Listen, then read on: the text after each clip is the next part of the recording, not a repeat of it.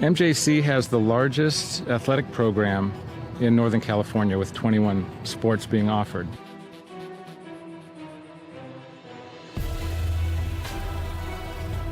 I first came to MJC, Coach Stivers came to my house with Coach Peterson, and they kind of convinced me. Then the next day they put me out in Modesto B saying that Danny Velasquez commits to MJC.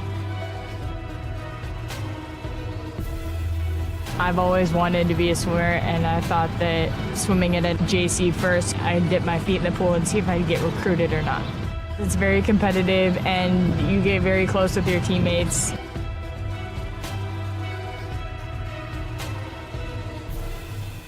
I've had athletes get their master's degrees, become doctors, chiropractors, lawyers, city council members. I think the best part of my job is getting phone calls from different types of employers that want to find out about some of the athletes that I've had in the past. Yeah, I was able to get a scholarship to Cal State Fullerton through academic success and athletic success here through teachers and coaching. It's like a family. I mean, we're always looking out for each other and always making sure, hey, what can I do for you? I got a student that needs this. Hey, I got somebody that needs this class, or I have this class open. What can we do for your athletes? I've seen MJC make a difference in the life of student athletes with the priority registration. If you're a high schooler and you want to come to MJC, you can expect great coaches, a great counselor, and great student success specialists to help you along the way. We're there from start to finish. Even when you go to transfer, we even assist you after transfer.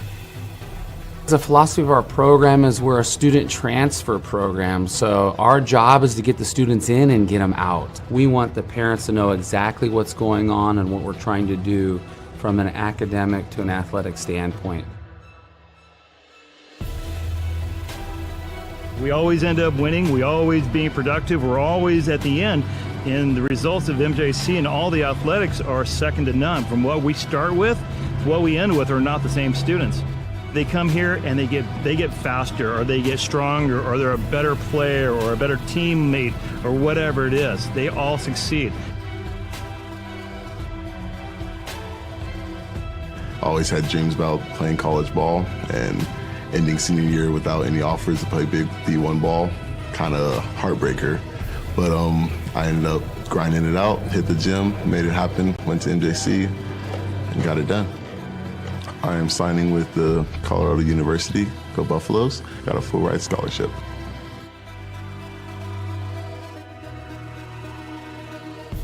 As long as you're ready to work, like Mustafa and all the other successful students we've had, all of the resources are there for you. MJC has made me realize I can do anything. With all the hard work I can put into it, there's so much more I've done that I didn't realize I could do. Go Pirates! Go Pirates!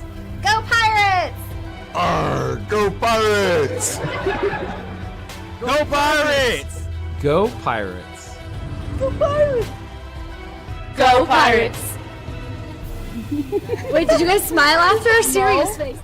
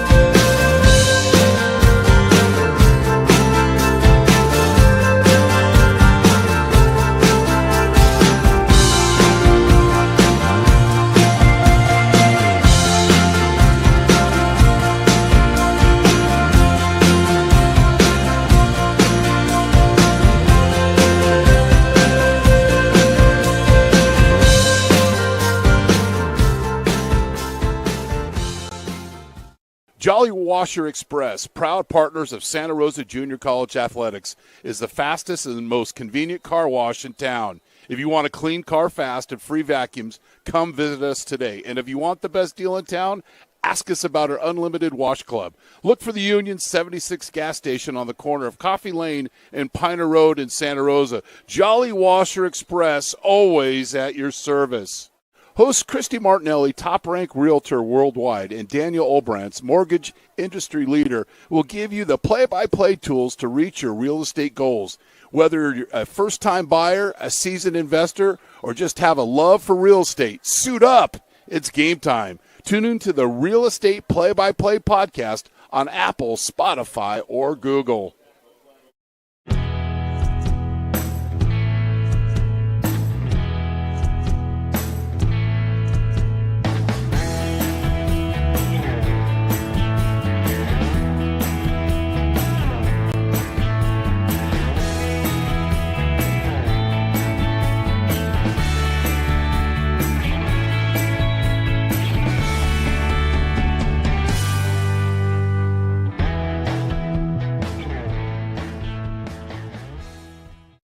The time to get in shape is finally here. The Boss Move Fitness app is here to help you accomplish your goals with a customized meal plan, day by day, with a shopping list to make sure that you're eating something nutritious and delicious to help you lose the belly fat for good. It also comes with a customized workout plan, whether you're in a gym or at home, so therefore you never ever have to question what you're doing to make sure you get in the shape that you want to be in.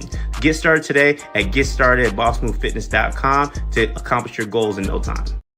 Jolly Washer Express, proud partners of Santa Rosa Junior College Athletics, is the fastest and most convenient car wash in town. If you want a clean car fast and free vacuums, come visit us today. And if you want the best deal in town, ask us about our Unlimited Wash Club. Look for the Union 76 gas station on the corner of Coffee Lane and Piner Road in Santa Rosa. Jolly Washer Express, always at your service. Host Christy Martinelli, top-ranked realtor worldwide, and Daniel Olbrantz, mortgage industry leader, will give you the play-by-play tools to reach your real estate goals.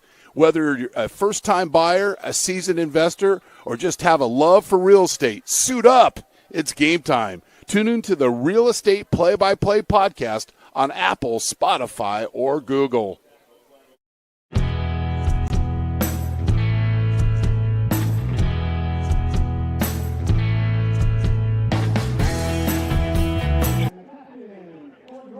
Cal Sports TV bringing you Modesto Junior College football as the Pirates trying to secure their fourth straight Valley Conference championship. They got a giant task ahead as the 15th ranked Giants of the College of Sequoias come into MJC College Stadium to take on the Pirates. Time to hoist the Jolly Roger on NorCal Sports TV.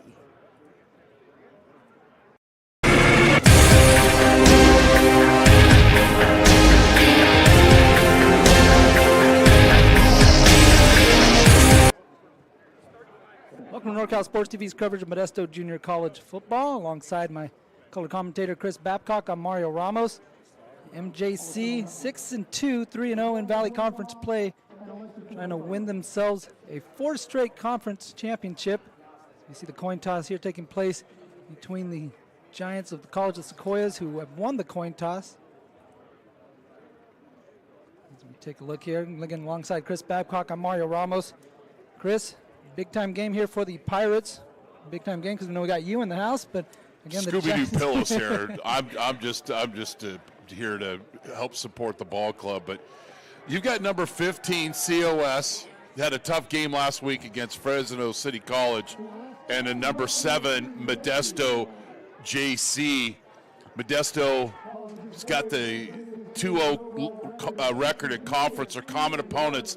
They both lost to Butte. Fresno City, Modesto got the win. COS lost. Reedley, they both won. And Sac City, they both won.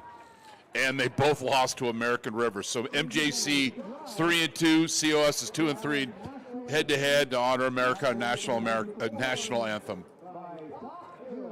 Doc Hill can grace us with the national anthem as we step aside here on NorCal Sports TV.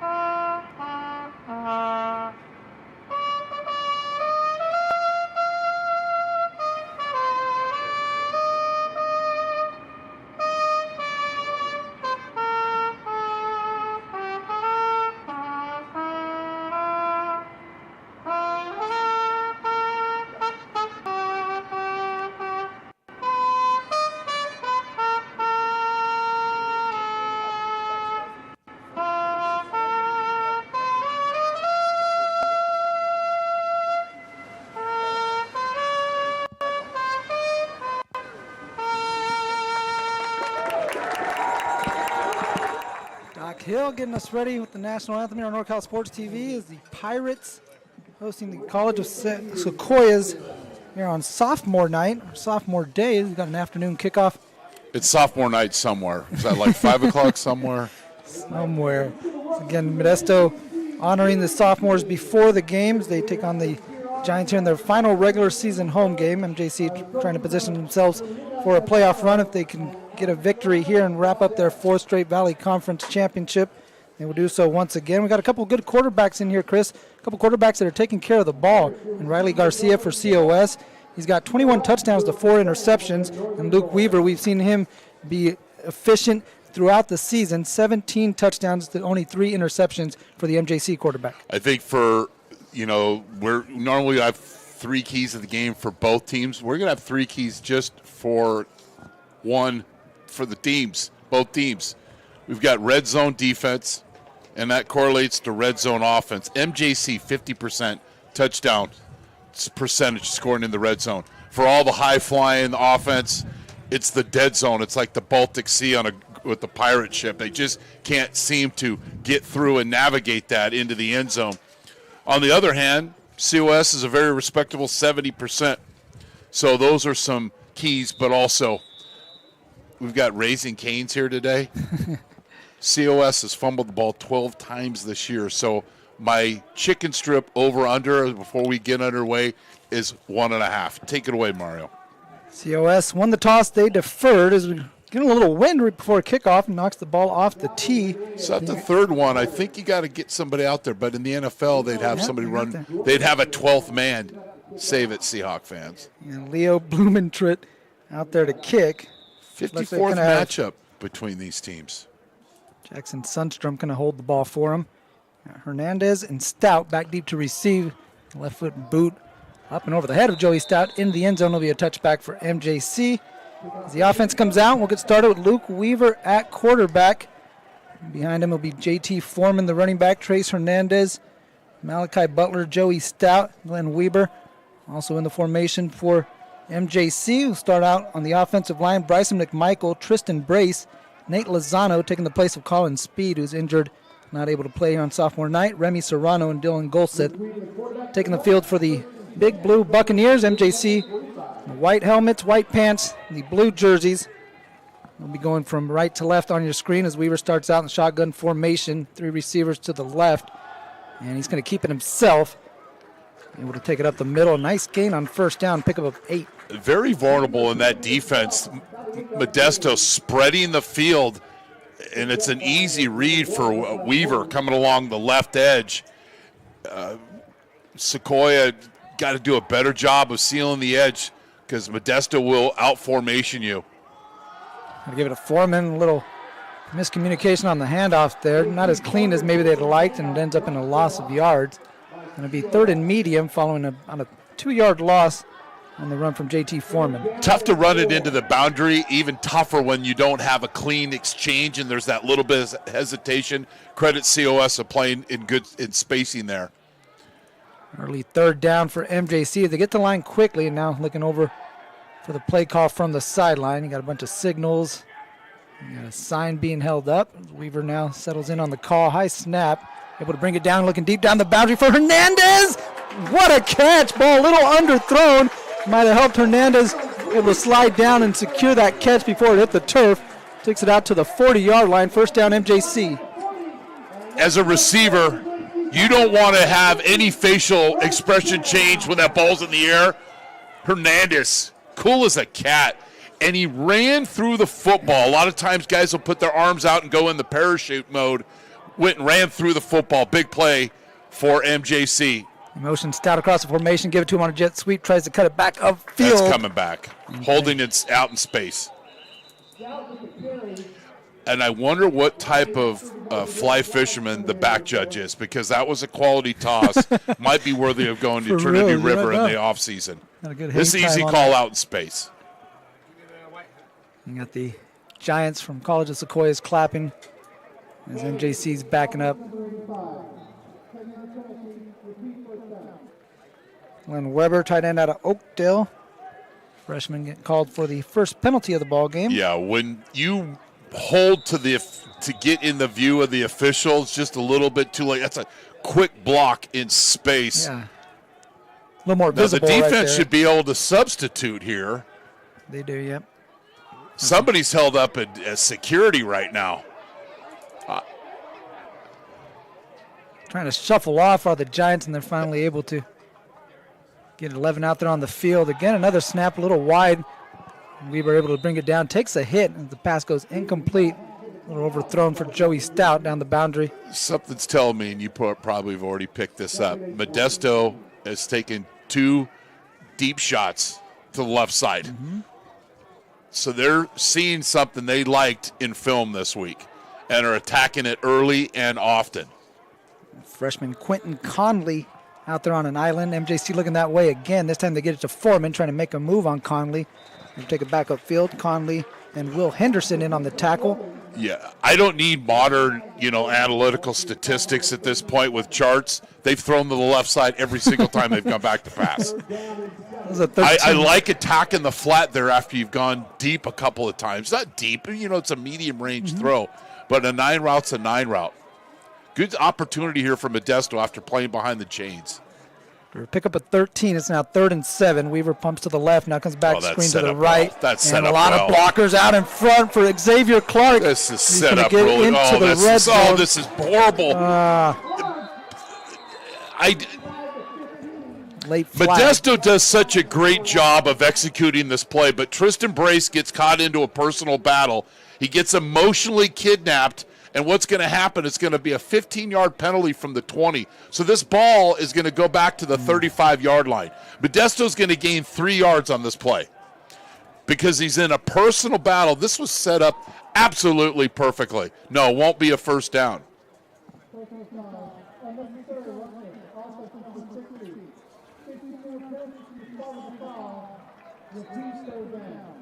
Hey, we just gained 2 yards. Modesto.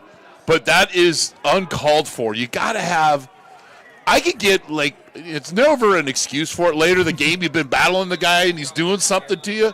But that just – I don't want to be him in films on Monday. But that was a well-executed fake in the screen and coming back with the down-the-line, middle screen, whatever you want to call it, and right up the chute. 3rd and 5, so they picked up 2 yards, yada, yada, yada. They'll try to pick up a 3rd down situation again as they motion Foreman out to the flat and get it to him quickly. Foreman out near the 25-yard line. Looks like it's going to be good enough for an MJC first down, so MJC able to overcome that second penalty of the ball game as they move the chains for the second time on this drive. So other than the screen, the middle screen, they're throwing to the left side their other attempts. So they're going to have a combination of a flat route, a crossing route with the corner route behind. On first down, Foreman trying to follow a bunch of blue jerseys out in front of him down the left side, finally ushered out of bounds inside the red zone. About a 9-yard pickup there on JT Foreman as the offensive line just kept shoving Sequoias the other way. Now, got out on my box and was screaming at Brace. This time just completely seals the edge, and it's an easy run along the sideline. Sets up a 2nd down and 2 as they again motion Stout. Give it up the middle. This is a carry. Yeah. Can't quite see the number. I think it might be Anthony Grady. Although that this play didn't gain much, Mario, you know how important it is. They've been running along the edge. You got to run inside as well. Keep the defense honest. Could be a little play pass here.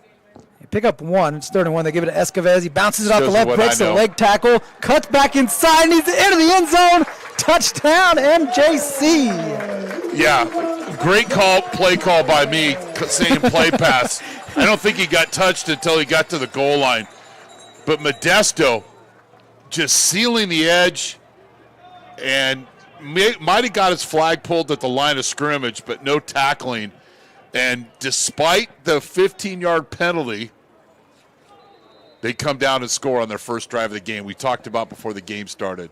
They need to get off to a good start after that tough loss last week against Fresno City College. They take the opening drive, march it down in 4 minutes and 20 seconds. Punch it in for 6 as Manuel Duran out for the extra point.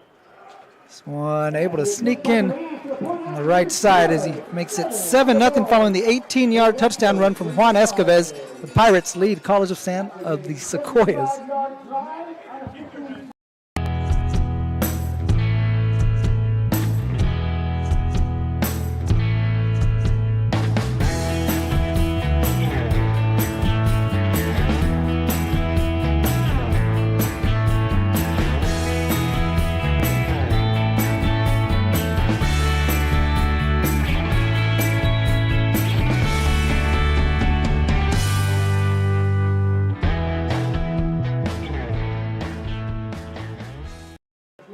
Back on NorCal Sports TV, Mario Ramos alongside Chris Babcock. We got Jeremy Hurtado, our producer, in the house. Mason and Carlos on cams for us here on NorCal Sports TV as the Pirates take the opening drive, go down in 4 minutes and 20 seconds. 9 plays later, Juan Escovez runs it in from 18 yards. As again, we got another ball falling off the tee. Windy Modesto. It's a nice day. No clouds in sight. Sunny, a little chilly. Do not say it's a little chilly. I would love this weather. Oh, I love it. It's 95 here in September for Modesto Junior College. Well, pitcheroo in the backfield. They get it to Gage Armbruster, trying to bust some arms as he takes it down the left side. He runs out of bounds around the 30-yard line. Pretty good field position for COS on their first drive. Diaz did a nice job of staying at home, keeping containment, and a decent return, but sometime that reverse can turn into something real ugly as if you're the return or the kickoff team. COS starting at their 31 as they come out with quarterback Riley Garcia on first down. They're going to run it, and this is Dalton Armbruster. Dalton gets out of bounds after a pickup of about 4 or 5 yards. He's second down for COS. The key stat although the quarterback has only thrown 4 interceptions, 12 fumbles. So they've turned the ball over 16 times on offense this year. It looked like they had a little more yardage than they got on that first down play. That's going to be big today of picking up those chunks on first down. Garcia in the gun. Armbruster to his right, and he hands off to him. Armbruster not much there. He's going to take it just past the line of scrimmage, maybe a gain of a yard. They'll bring up 3rd and I like the concept defensively here for Modesto. They're pressing the receiver at the boundary. He became an extra run defender. We'll go a little county fair and go do a little corn dog action of coming in off the edge and then make it a 3rd and long for COS.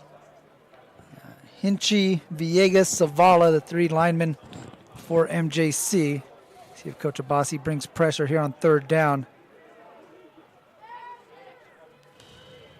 Garcia in the shotgun. Pirates come up the middle and bring some pressure, and that one is deflected and knocked down. Good play by Thomas Perea, linebacker out of Manteca, able to get the PBU. So what does film study do? And then it complements into practice, and then you come and execute it on game day. COS likes to run crossers and also slants behind those. And you can see the blue jerseys just getting to those hook zone. You can hear China, which means it's an in call. You got in breaking routes and getting to those landing spots of the receivers. Nice job defensively by the Pirates. Come back and get the stop after scoring that opening TD. Pirates force a 3 and out. Leo Blumentritt to punt this one to Trace Hernandez, who bobbled in, ball loose, and he's trying to gather it, but there's a lot of Giants in there still scrambling for the ball. We'll wait for the official call, but COS signaling that they have it.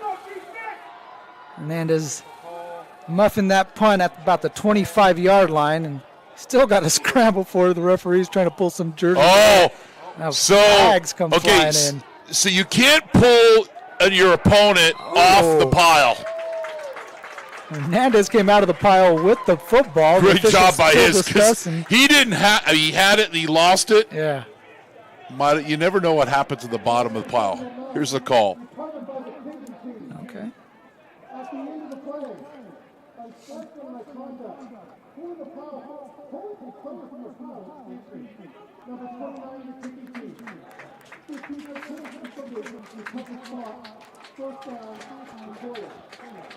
First penalty of the game. Sequoia recover the fumble.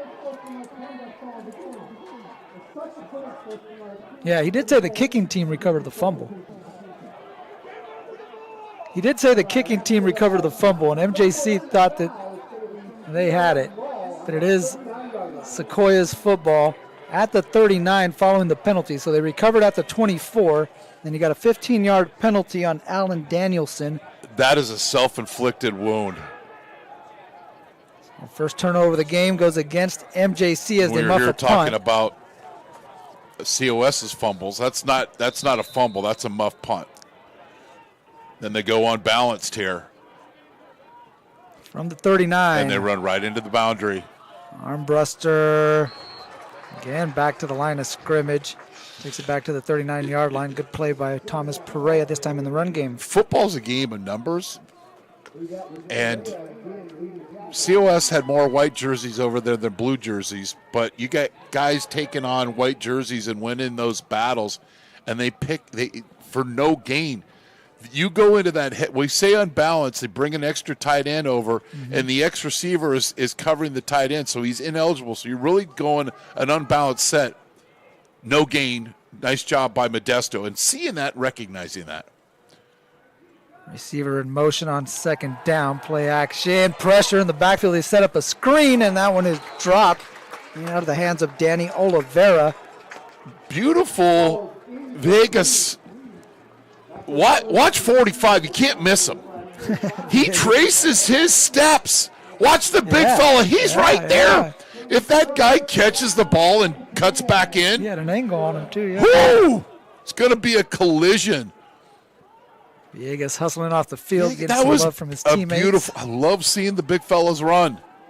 Retrace your steps, and then if that guy catches the ball and he cuts back in, It's a BOGO. You hit him first, then you land on top of him. I'm sorry, folks, it's a violent game. The Pirates standing around at the line of scrimmage here on 3rd down and 10. They're going to run a handoff for the Giants. And again, not much doing there. I believe that was Oliveira this time getting a carry, and he gets 2 yards. It's an amoeba. It's an amoeba front, and what we mean by that, it's always moving. Nobody's in a 3-point stance. Everybody's standing up, and when you get that, you got to win at the line of scrimmage. But it's tough for the offensive linemen to recognize that. The MJC defense making a stand, and that penalty coming back to College of the Sequoias. Now, I don't know why he's inside the 10-yard line. Heel should be at the 10. That's Hernandez, you're speaking of, at the 9, winning this high punt. Signals for a fair catch inside the 5. He catches it at the 4-yard line, much to the dismay of our color commentator, Chris Babcock. We need to get Hernandez some acting classes. You go and sprint to your sideline with the fair catch, and you take a couple of guys, the ball hits the ground, it goes into the end zone, the ball's on the 20. Pirates take over at the 4. You know, so now you're up against your end zone. People say situational football. It happens. Almost every play can be situational. All right, I'll get off my soapbox. Pirates in the shadows with their own goalpost here on 1st down. Weaver under pressure in the end zone, able to run out of there and elude would-be tackler there in Josiah Perez. He takes a shot out on the boundary by Derek Jones. The fans wanted a penalty, no flag. I get why Weaver didn't throw it to the flat, but he had a receiver in the flat. But maybe he just didn't like the angle because he's going to his left. Yeah. But what I like, and Luke does a great job of this, he makes a decision and goes forward. And for the most part, it's always a good decision. So there you pick up positive yardage, 7-yard gain, have the whole menu in front of you. This time he runs it again, able to pick up a 1st down and dives ahead just shy of the 20-yard line. It'll be a 1st down for MJC as Weaver over 400 yards rushing coming into the ball game. A dual threat at quarterback, able to pick up 1st down with his legs. It's your 9th game of the season. Protect yourself, and he did just that. MJC moves the chains, 4 receivers. It's a numbers game over here. Stout. He's wrapped up and thrown down. Good play out on the perimeter by Derek Jones, defensive back out of Houston, Texas. Agreed. I agreed. But if they run, or not if, when they run the wheel off this, it's a walk-in touchdown. But it's a numbers game. It's 3-on-2, and this time Sequoia took care of business. So now they're playing behind the chains. Hard count on 2nd and 15. I'm looking for double-edged blitzers here. Coach Stivers signaling the call into his quarterback, Weaver. Pump left, pressure coming off the right. Able to step away from that, now on the run. Throwing this one downfield, incomplete, intended for Xavier Clark. The middle of the field's open. They made the side adjustment, so the receiver, when I say side adjustment, the receiver resets. He's going to run an 8 route or a post, where you want to call it on Thanksgiving Day when you're out with the family. But Weaver got flushed from the pocket, so then that receiver doesn't become open, he becomes covered. He just throws it away. And Tokyo Gordon, outside linebacker, pressuring Weaver, forcing him out of the pocket. He's now at the bottom of your screen on the defensive line, number 1. Weaver gets rid of it quickly, finds Clark, trying to cut it back upfield. Clark is going to be shy of the 1st down as he takes it out to the 26-yard line, about 4 yards short. That'll bring out the punting unit. So we just talked about situational football. Here's situational football for COS. Knowing where the chains are. Allowing that flat route, but not the deep route behind him that's behind the chains. They rally up, good team defense, and get the stop. Cole Gilbert stepping out to punt this one away for Just MJC. watch out, COS. Just never know. And Gilbert, the backup quarterback as well, so it's always in the back of your mind. We've seen MJC run a few fakes this season. This time Gilbert boots it away with his left foot. Ivan Funderburk back to receive. He's going to let that one go as it rolls past the 50 into COS territory. And it stops at the 46, where COS will take over for the third time. It's like a 28-yard kick, so really didn't flip the field at whatsoever. But so far today, I'm seeing out of this Modesto defense, a lot of guys spending extra time on film study, knowing the tendencies. And when you get into week 8, week 9, the tendencies are there. They're obvious. And the best offensive coaches have layers off their best plays this time of the year. For the third time, here comes College of the Sequoias trying to pick up their first down of the ball game. Play action, a little flip out in front. And up the middle, taking this one for a few yards is Jakari Williams. So you hear the term eye candy. Well, they're faking. Everybody calls it the jet sweep. Sorry, I call it the fly sweep. So you've got the faking the fly sweep, and then you've got the wing counter shovel pass, but only picks up 3 yards. You've got that play that's designed for a little bit more yardage. But good job by Modesto recognizing that play. Brings up 2nd down and 7 following that 3-yard pass. Garcia hands this one off to the left side. Greg Robinson, the second, able to pick up about 4 yards. It's going to bring up 3rd and short for COS. Okay, you're probably going to go with, they're going to bring in their heavy formation here. You know what? I might say, hey, we're going to go for it on 4th down here. I might just bring in my heavy set and run some type of play pass and take a shot. Early in the game, you're only down 7-0. Again, with that 3 tight end formation here in the bunch. They shift that bunch over to the left side of the formation. MJC adjusting accordingly. And they give it to Robinson. Robinson trying to cut it back to the left, and a whole lot of traffic there in the middle. And at the end, it's going to be a 1-yard gain, and we'll see. And COS is going. Yeah. They're not hesitating here. Coach Matt Mendonca calling that. Actually, now they're going to make some changes. He was thinking about Modesto it. knew that play was what was coming. It's the second time they lined up in that bunch formation, which is it's an unbalanced, so meaning that X receiver is covering the tight end. So that tight end, although he's an extra blocker, he can't go out for a pass. So defensively, in your mind, they're going to clog up the middle. But you watch the hokey dokey punt fake here. Sequoias shifting some members out to the left as they kick it that way to Hernandez. Going to let this one go up and over his head. It bounces at the 6-yard line and deadened inside the 5 at about the 4. If it's acting class, I'm going to give him a C. I don't know if we have it on replay, but get that hand up and sell that. And you're looking up. I'm looking up for like a big Jocko State coming from the sky. Jeremy, big fella, I knew I'd get your attention. Yeah, he did. Modesto once again starts from inside their own 5-yard line. Last time they had it there, they picked up a 1st down, but had to punt it back over to COS, who is yet to pick up a 1st down of their own.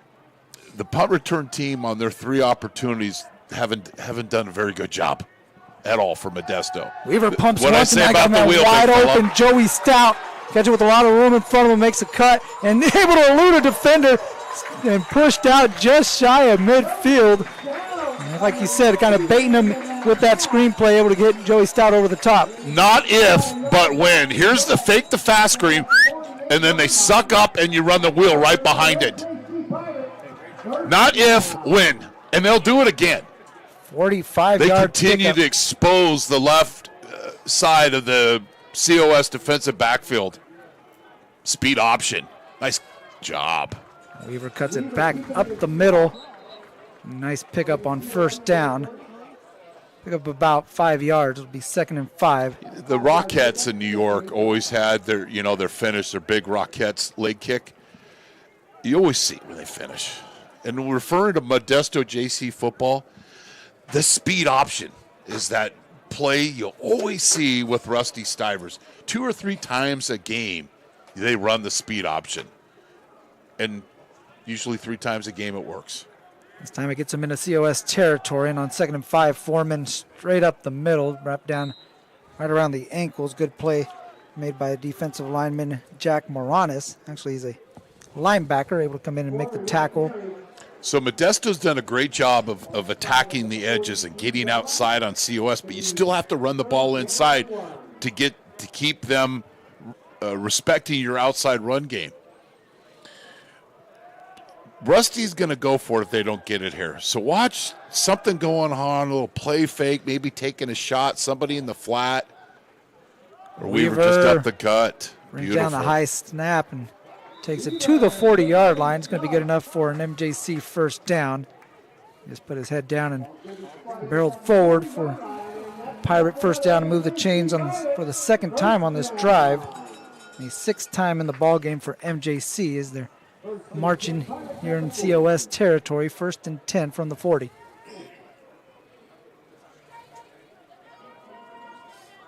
Weaver gives it to Foreman. Foreman stood up after a gain of about maybe a yard, we'll call it. He's 2nd down and 9 for MJC. So that's 3 inside runs in a row for Modesto.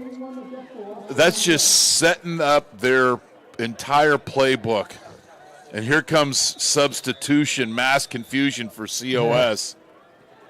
Malachi Butler having to take a play off for MJC. The tight end lost his helmet.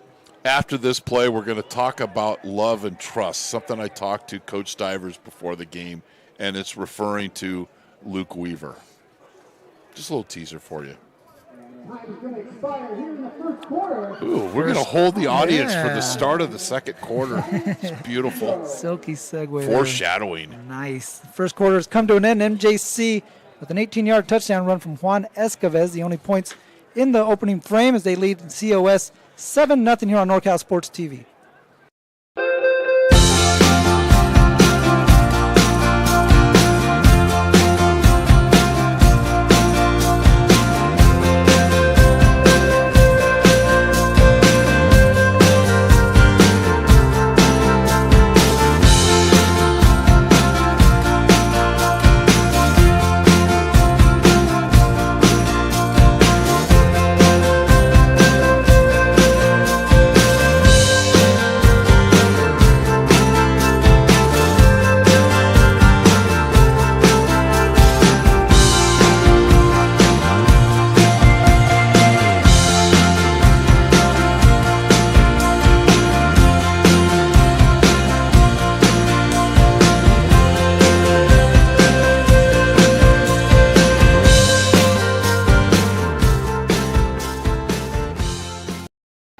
Modesto Junior College football on NorCal Sports TV alongside Chris Babcock, Mario Ramos.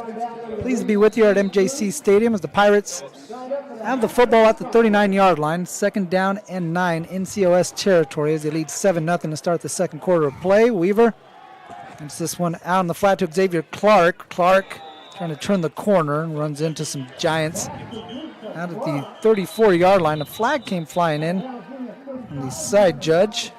Tell me it's JC football, but without telling me it's JC football. Watch this replay. I get the call from referee Kirk Mason here momentarily as producer Jeremy Hurtado scrambling for the replay. Get the call here from Kirk Mason.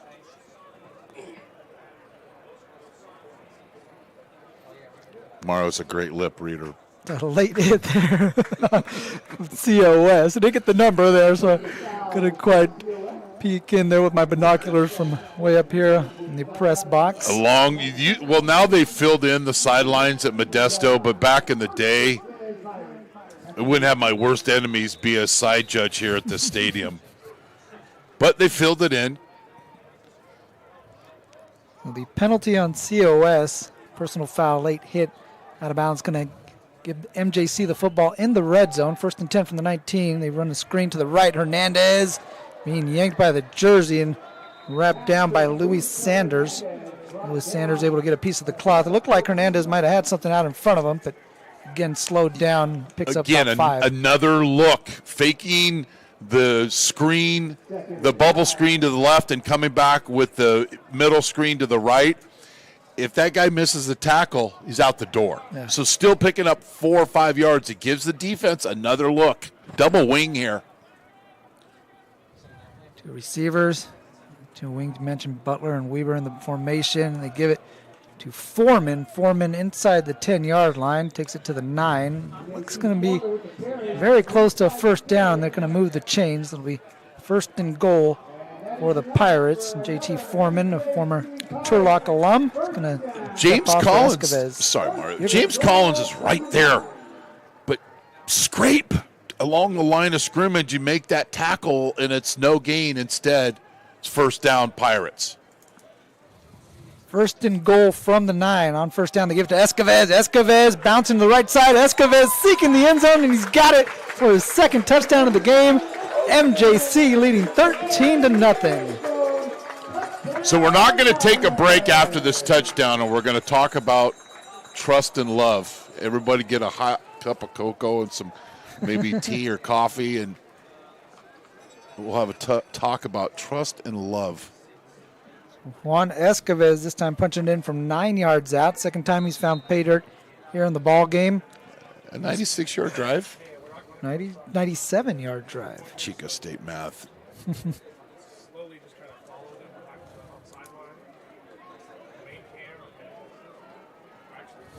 Weaver to snap.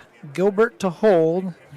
Duran steps into this one and able to boot it through to make it 14-0 following the second rushing touchdown from Juan Escovez. As we stick here on NorCal Sports TV, MJC leading COS 14-0. Chris? Well, we've been doing it. It's one of our original junior college, community college football partners, MJC, and Rusty being the head coach and doing a number of games.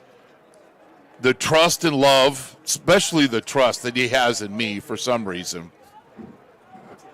But when you talk about trust and love with Coach Stivers, you got to talk about his relationship with Luke Weaver and the trust that Luke has earned and the relationship, i.e. love, that is shared between those two men is really a great thing.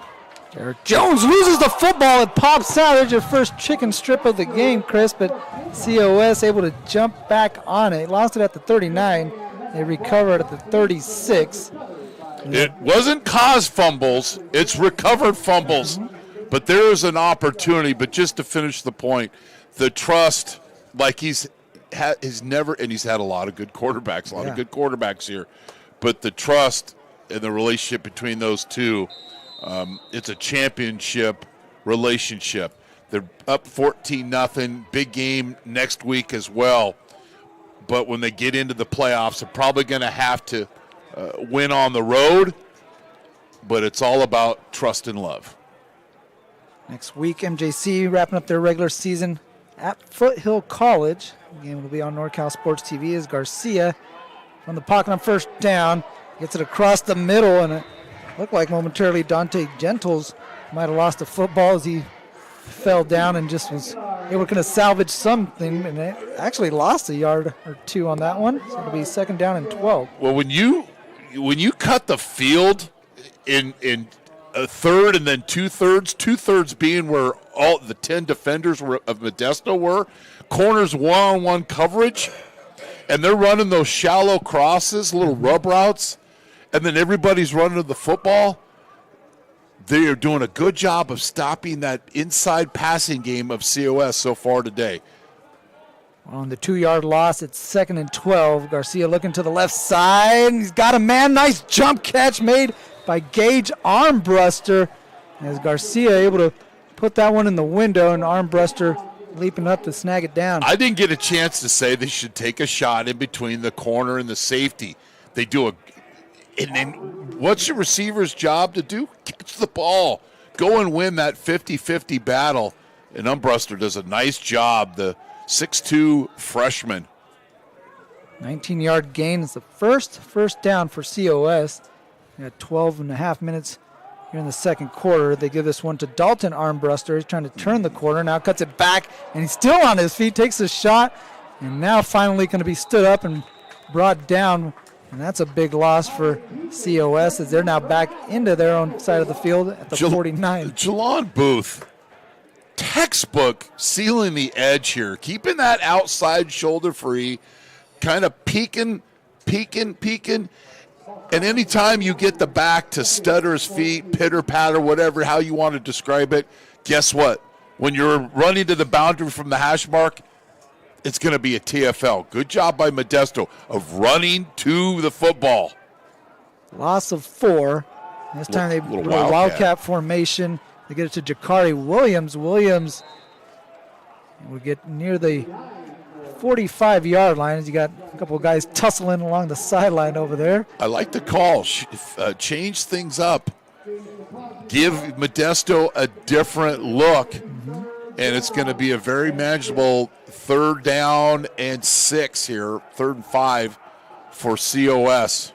8-yard gain for Jakari Williams as Garcia will come back out on 3rd and 6. They're scoring 29 points a game.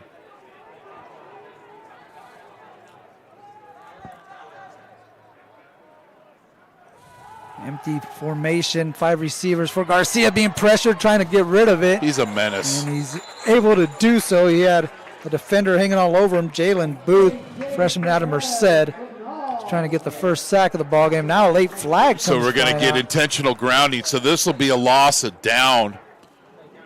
It'll be at the spot of the foul. So the ball will be moved back to the 39. It'll be loss of down. And they'll have to punt.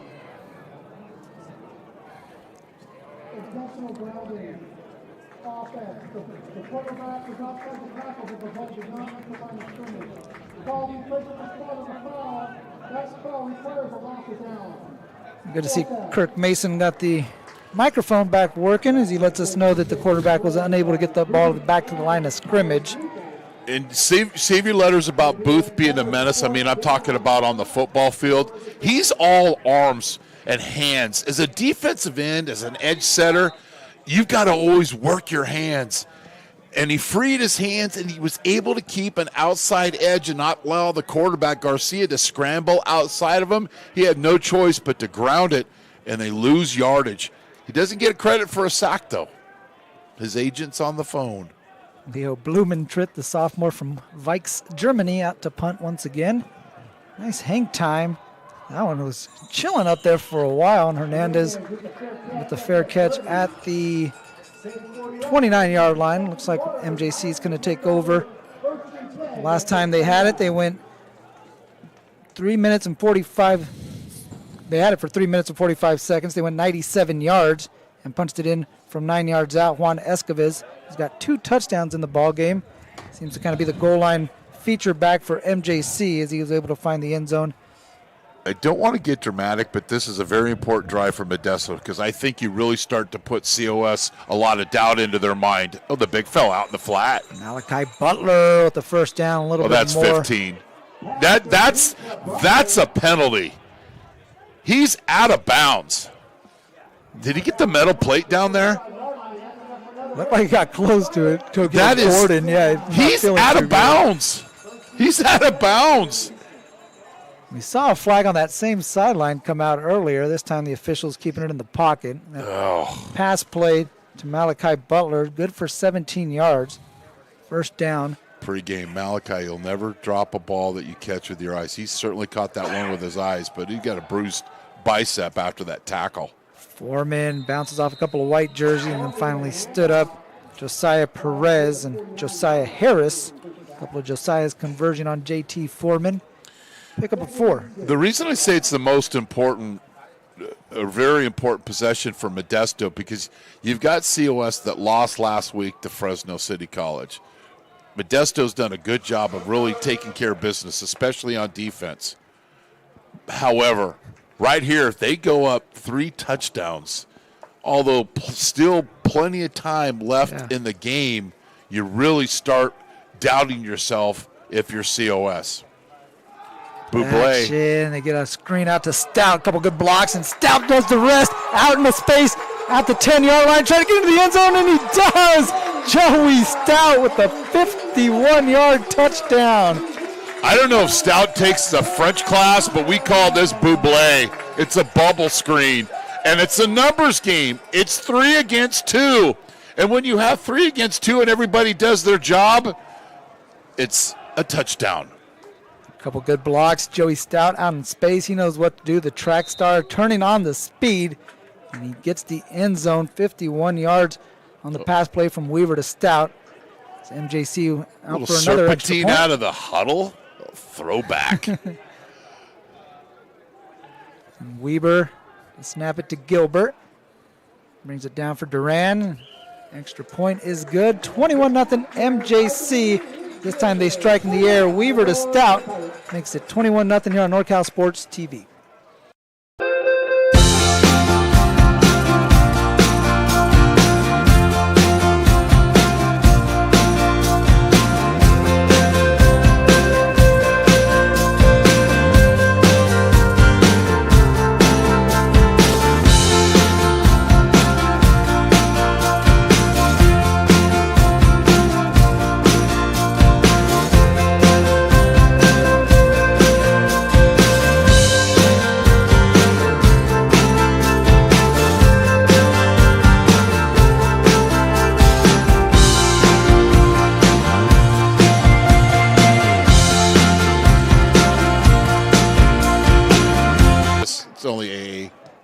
Big Blue Buccaneers in command, 21-0 as they bounce this one over to Gage Armbruster. Armbruster cutting it up to the 33, 40-yard line. Nice return.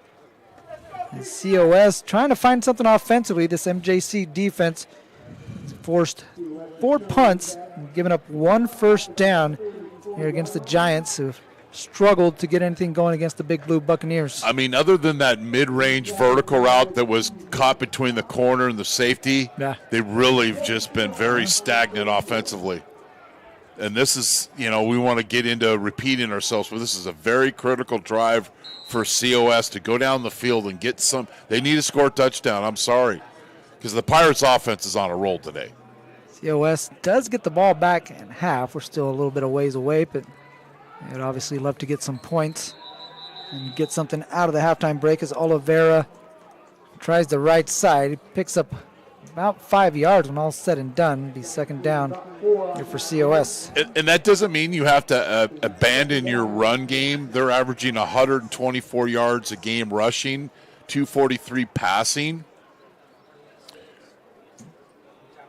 And they do get the ball to start the second half because they deferred their choice, winning the coin flip. And picking up nice chunks on first down makes life easier on second and third down. They motion Gentles, and they hand this one off. Trying to go up the middle. A good play defensively by Robert Burciaga, linebacker out of Somerville. Shout out to the Bears. The blue jerseys beating the white jerseys in the gaps. Watch how many blue jerseys on the other side of the line of scrimmage. There's 4 or 5 guys there. So no gain on third down. And Modesto gets a 3 and out. Their offense is on a roll.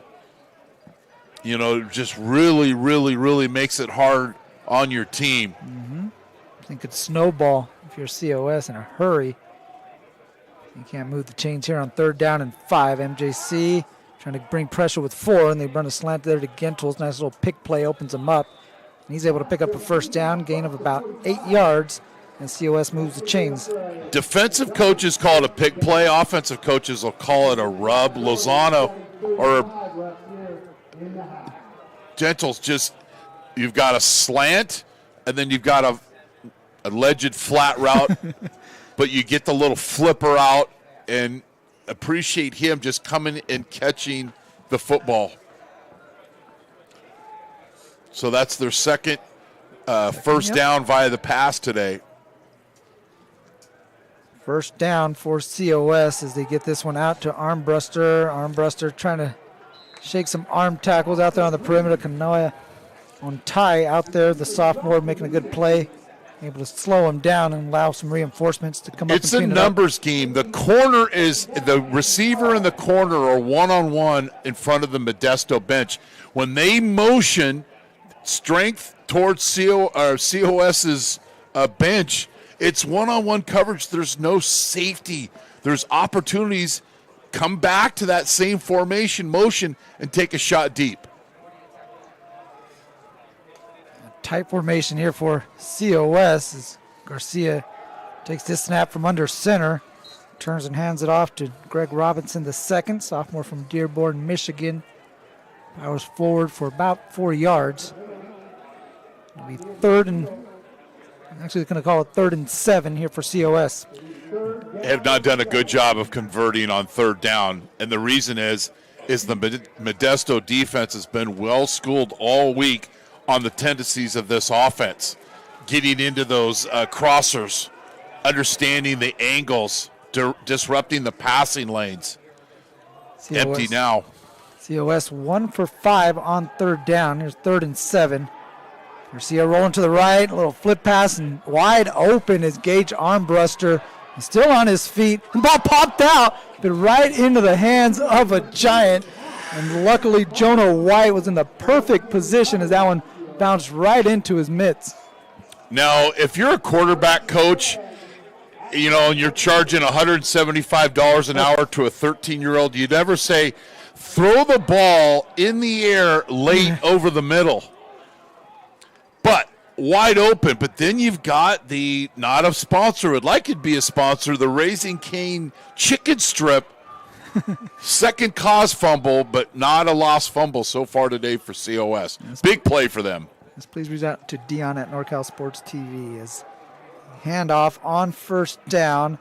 And again, not much doing there up the middle of this Pirate defense. Who's in the middle? Stout. And it's Villegas, of course. Fermin Villegas having himself a heck of a ball. He's had a whale of a season, the freshman out of LeGrand. I mean, we continuously mention his name. You just play a circle around the line of scrimmage for about 3 yards in there, and then run to the football, and just win your physical battles. All the boxes checked. Yeah. All the boxes checked. 2nd down and 10. There's that one-on-one situation out here. In the pistol, play action. Garcia flipping this one out to his running back, or tight end, Alan Danielson, who takes a pop right at the hip area. Good tackle made by Thomas Perea, linebacker. I don't know if he's a pariah or a Perea, but he knows this is coming. This is layers, bean dip. But you know what? The quarterback took too long to throw it to the guy in the flat. If he's open, throw it to him right away. Give him a chance to break a tackle and pick up 4 or 5 yards. You wait, and the Perea will get you. 4 receivers, 3-by-1 set. You got Armbruster to the right of Garcia here on 3rd down and 10. COS 2 for 6 in 3rd down situations. They're going to run it here. And reversing course, Armbruster now might have a little bit of space trying to cut it to the right side. And blue jerseys converge on him, but he turned nothing into an 8-yard gain. And this drive here for COS has been easily their best drive of the game. Looks like they're going to try to get some points out of it. They bring out the kicking unit. They're on 4th and 3. No, they're. I think they're going for it, big fella. Yeah, they got Garcia. Yeah, you're right. They brought out Blumentritt, who's also serves as a kicker, but he's also a receiver. So that kind of had me fooled there for a second. But Did he bring any German sausage to the huddle? A pretzel, perhaps? Right? Oh, a little mustard? Yeah. Okay, so now they're going to line up in that unbalanced set again. So the tight end on the left is not eligible. 4th down and 3. Play action Garcia looking for the tight end Danielson, and he overthrew it. I think he's hurt.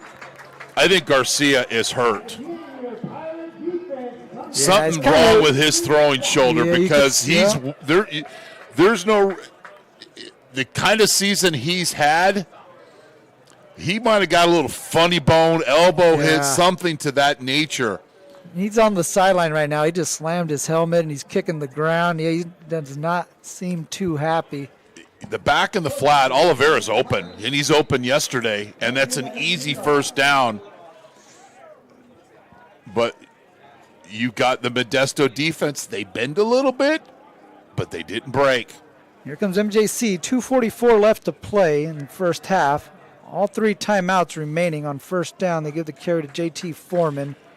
Foreman a pickup of about 5 yards to the So they 24. On this play purposely, I didn't watch the football. I watched the wide side of the field, and I watched Luke Weaver take this fake all the way to the hash mark and saw 3 defenders of COS come that way. That's why those are 3 less people that you have to block at the point of attack. Ball fakes are so important. Speed option. Right side here. Bow, bow, Foreman. bow. Trying to cut it back up field. Somebody line up off sides. We got a flag down there at COS, front of COS's bench. Well, I got the line of scrimmage. Get the call here from Kirk Mason.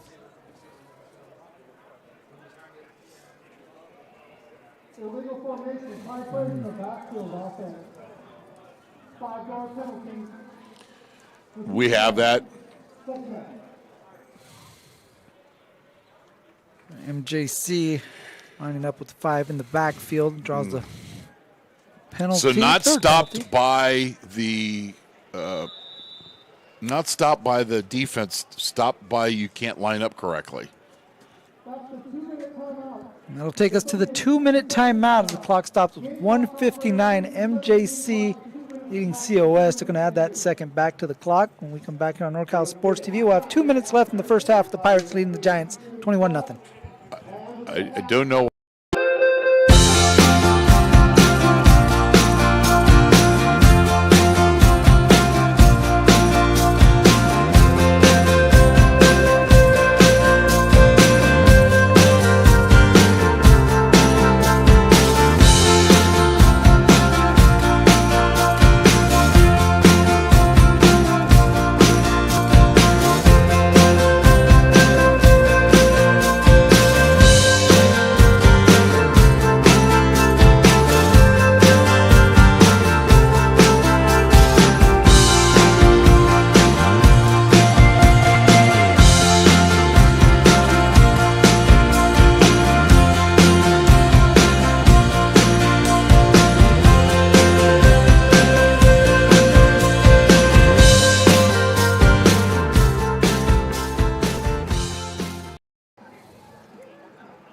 Mario Ramos back with Chris Babcock on NorCal Sports TV. 2 minutes left to play in the first half. Big Blue Buccaneers, the Motown Marauders, MJC Pirates in command, leading 21-0. Looking to see if they can't Marauders strike once more before the halftime break. Do Marauders ride on horses? I'm not sure. Weaver looking for space on the left side, lunging forward. He's got the first down, able to get out of bounds. Going to stop the clock with 1:53. Luke Weaver is a well-raised young man, great family, but he's lying his you-know-what off on the field here. Lying his deception. 2 play fakes. He's 5 yards past the line of scrimmage, but the defenders don't know because they forget everything because the quarterback's I got to hit him. Great job by Weaver with the play fakes. Ball fakes, deception line, sure. Whatever you want to say. This time gets rid of it quickly to Butler. Nice out pattern. Pick up about 12 yards on the pitch and catch from Weaver to Malachi Butler. Good to see him after taking a hard hit into the sidelines. He's got 2 catches. Best thing to happen to him today was dropping the pass in warm-ups. You see a focus, but boy, they're really challenging the outside of the COS defense, play after play. Here it is again. Looking down the left side, or the right side to Trace Hernandez. He can't keep his feet in bounds. Made the catch, but again, had the toes out of bounds when he hauled that one in. Pass incomplete. It'll be second down. Fake, pump. You know, you've got to really be honest with your looks. If you start reacting to those fakes, somebody's going to slip right behind you. So good job by COS just sinking defensively and not taking the cheese. Free play. Yep, Free play. Jump across as they take a shot to Hernandez. A lot of jostling for position along the sideline. Good physical play between Hernandez and the DB, Michael Boone.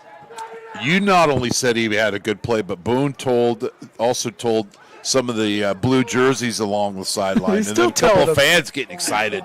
Look at the scoreboard. Oh, then we got a warning. You guys are going to write sentences at halftime by the back judge. So they get the 5 yards, and then they'll stop the clock. That was an incomplete pass anyway. Modesto's got all the time in the world, minute 39. Both teams with all the 3 of their timeouts still at their disposal. MJC from the 48-yard line. Again, we got a member of the Giants jumping across the line of scrimmage. This time it's number 99. It's Deshaun Jenkins. It is the giving season. We donate to your local charities, but not to your opponent. They just gave them 10 free yards, and not only that, the play before they were able to take a shot on a free play. So you've got to be much more disciplined, and all you're doing is just giving a chance for Modesto to score another field goal or a touchdown. Weaver trying to escape the pocket, able to do so. Flags come come flying. Yeah. Protect yourself, big fella. Weaver's going to run out of bounds. He ran enough to pick up a first down, but this one has every indication that it's coming back.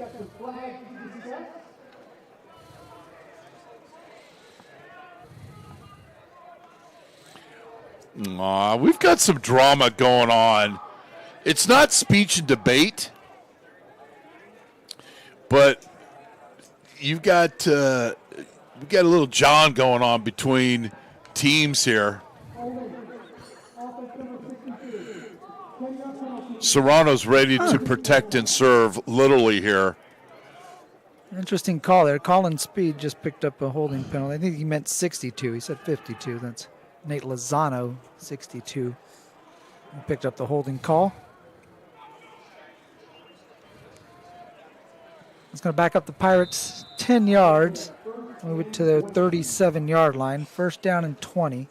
They love this 3-receiver side of in and out action. And Stout at the top of the formation by himself, and at the bottom of your screen, Xavier Clark, Butler, and Hernandez. Lined up for Weaver, who's got Foreman in the backfield. Weaver looking for Butler. A lot of contact before the Butler had an opportunity to make the play. And he had Michael Boone, who was getting ready to let the crowd know he made another play, but he didn't see the flag and fell in behind him.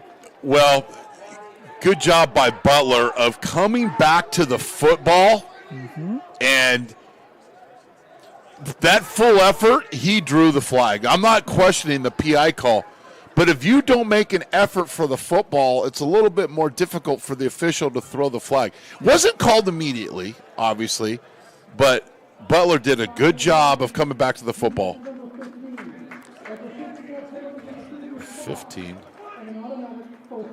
15 yards, an automatic first down as the former basketball player Malachi Butler looked like he was posting up for some position down there, trying to keep the defender on his back, able to draw the flag. MJC will have a fresh set of downs in COS territory. Maybe my eyes are deceiving. I thought that was number 20, the corner. But he said 15? Okay. I mean, I made 100 mistakes driving here today, so I just wanted to make sure. Glad you made it here, buddy. Oh, beauty to be here. Empty backfield. Foreman in motion. They try to get it to him out in the flat, and that one broken up. Good play made on the defensive line. Yeah, James Collins out of Tyler, Texas, able to get those mitts on that one. So if you can't get to the quarterback, the next best thing is get those claws up in the air. Nice play. And the pass defensed. So now it's going to be 2nd and 10. It's a high IQ play right there. Again, trying to get after the quarterback and then realizing he's getting out of it quickly. Able to get those big paws up there and bat it down and bring up 2nd down and 10. So a lot of time left on the clock, minute 23. Again, both teams with their full complement of timeouts. Weaver looking over the middle for Butler. What a snag! That one's stuck in his hand, and he's got it inside the red zone. Malachi Butler, like you said, Chris. I said the best thing to happen to him was that drop in warm-ups, and got a chance to talk with him real quick and said, hey, bud, we'll never, ever drop a ball that you catch with your eyes. Just catch it with your eyes. And then he does the rest. What a great play by Malachi Butler as he's got MJC in the red zone. Pirates take their first time out. Actually, COS is the one that's going to take their first time out. And he's just – this is nice play. This is a vertical route, little bend to it, but you present the target to the quarterback. And to say he is a target is an understatement. And he's still learning the nuances of this game. Mm-hmm. Yeah, 6'8", 235-pound sophomore from here in Modesto, former Downey Knight. And got the family section here in attendance, and they got these cool T-shirts that they made, those graphic tees with Malachi's say the Butler did it? Yeah. Actually, it does say the That's Butler beautiful. did it. It does. I've just got teary-eyed right now. Because I remember the college when they played San Mateo. Remember? Yeah, we said the Butler here. did it with the candlestick. Oh, that's beautiful. He's having a big game here for MJC as they're on the move once again. First down and 10 from the 17-yard line. Can we just make it a Malachi Butler drive here? Let him run a little sneak route. And run a tight end cross this way. Rusty said he's going to get him the ball today. There he is. Right Get it to formation. him. He's looking to block for Weaver. Weaver makes a nice shifty cut, then loses his footing right about the 5-yard line. And you got a giant down on the ground. He's there signaling for a couple of these players injured on the floors. The training staff's quickly out there to check on these two. Tokyo Gordon appears to be okay. He's quickly up. He collided with one of his teammates. It's Derek Jones, who's trying to get to his feet. So, as a receiver, your job here at Modesto is blocker first, receiver second. Now, Butler switches those positions so quickly on this drive, a lot of football players would hold there. Mm-hmm. But him just sticking it and then bringing that back, that gives enough room for Weaver to work his magic along the hash mark. But just to finish on Malachi, boy, weight room, continue to develop. He's a heck of a prospect in my eyes. Tight to the right formation on this one is Weaver. Tries to go up the middle on the quarterback keeper, takes it to the 1-yard line. It'll be second and goal for MJC as the clock is now going to stop with 48 seconds. He had some jostling out on the perimeter between Hernandez and Michael Boone. Well, Boone had to write sentences earlier. Yeah. But I don't think he learned his lesson. He was warned. We'll see what the call is. Kirk Mason having a conversation with his back judge, David Vellman. And David Wellington, Kyrie Jefferson, Stephen Young, Greg Owen, Vellman, and Charlie Hayes, part of Kirk Mason's crew out here today. The play call, I think they're checking in with MJC, see what they want to do with this. So, I mean, it's going to be a huge 1-yard penalty. Yeah. Half the distance. Okay. At the end of the play, unsportsmanlike conduct, taunting, defense number 20. That penalty will be assessed not the distance of the goal, automatic first down. That number 20 sports unsportsmanlike conduct foul of the game. The second unsportsmanlike will result in disqualification. The game clock will start on the snap. The clock stopped right now at 48 seconds, but the official will signal to start it, and there it goes. And it's second and goal for MJC, and Escobar once again into the end zone for the third time, this time from 1 yard away. And MJC now had 27-0 with the extra point on the way. So, Modesto obviously did their thing on that drive, and a lot of it was with Butler. But you had two crucial, you had the big pass interference penalty, and then the unsportsmanlike, on the same player, Boone. So we talked about how important it was for COS to go down and score, because this Modesto offense is hitting on all cylinders. Snap's good, holds good, and the kick is good. 28-0 MJC. Escobar with his third touchdown run of the ball game. He's got an 18-yarder, a 9-yarder, 1-yard touchdown run. We'll stick with you here during the break. 46 seconds left to play here in the first half. 28-0 MJC as they kick it away to COS. COS will also get the ball back to start the second half of play, but this thing... So Modesto has 3 timeouts left here? Yeah. Okay. Because, I mean, while the iron is hot, while you've got the knife stuck and you want to twist it, kick the ball deep here, play some defense, and if COS doesn't pick up any yardage, use those timeouts. Try to get another possession at the end of the half. What the heck? JC going a minute 59 on that last drive. 10 plays, 6 first downs to get a touchdown. Here's Wendell Ware. Ware still on his feet now. Popped out of bounds near the 30-yard line as everyone trying to pick themselves up. Ware trying to help that sideline get up. is like a moat back in the old days. Modesto just, and although they've had some penalties on offense, they're just executing on all cylinders. Mm-hmm. They're stretching the field horizontally, vertically, mixing a little bit of inside run. Weaver making good decisions, and they're just taking care of business. We talked about getting off to a good start. Couldn't really get off to a better start than they have today. So it's Leo Blumentritt, now the quarterback for COS. We saw Garcia injured the last time. Blumentritt going down the field trying to hit. That was 2 Dante seconds. Dentals. That's 2 seconds. Falls incomplete, brings up 2nd down and 10 as Blumentritt figures we're going out there, might as well air it out and see what we got. Garcia with his helmet in hand over there on the sideline. Something popped on his shoulder or something, because just on that throw out in the flat where they were driving and going for it on 4th down.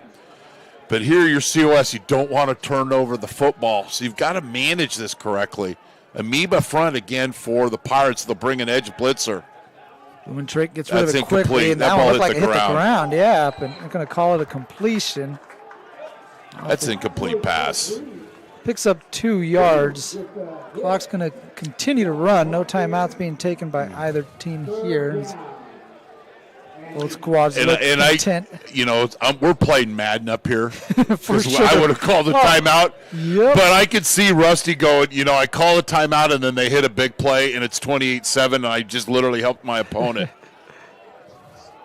Shifting around as the clock's going to hit zeros and take us to the halftime break and a big first half for the MJC Pirates. The Big Blue Buccaneers leading 28-0. A big second quarter, 3 touchdowns in the second quarter, for the Pirates. 2 on the ground from Escoves and a 51-yard touchdown pass from Luke Weaver to Joey Stout as the Pirates leading the Giants 28-0 as we head to the halftime break on NorCal Sports TV.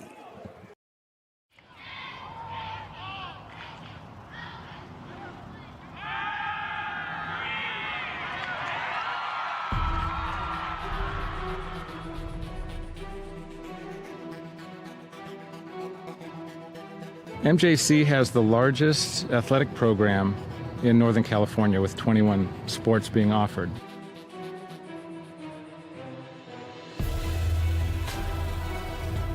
I first came to MJC, Coach Stivers came to my house with Coach Peterson, and they kind of convinced me. Then the next day they put me out in Modesto B saying that Danny Velasquez commits to MJC. I've always wanted to be a swimmer, and I thought that swimming at a JC first, I'd dip my feet in the pool and see if I'd get recruited or not. It's very competitive, and you get very close with your teammates.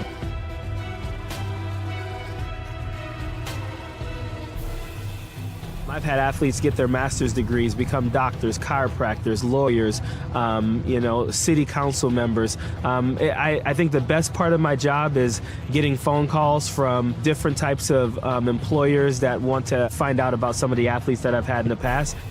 Yeah, I was able to get a scholarship to Cal State Fullerton through academic success and athletic success here through teachers and coaching.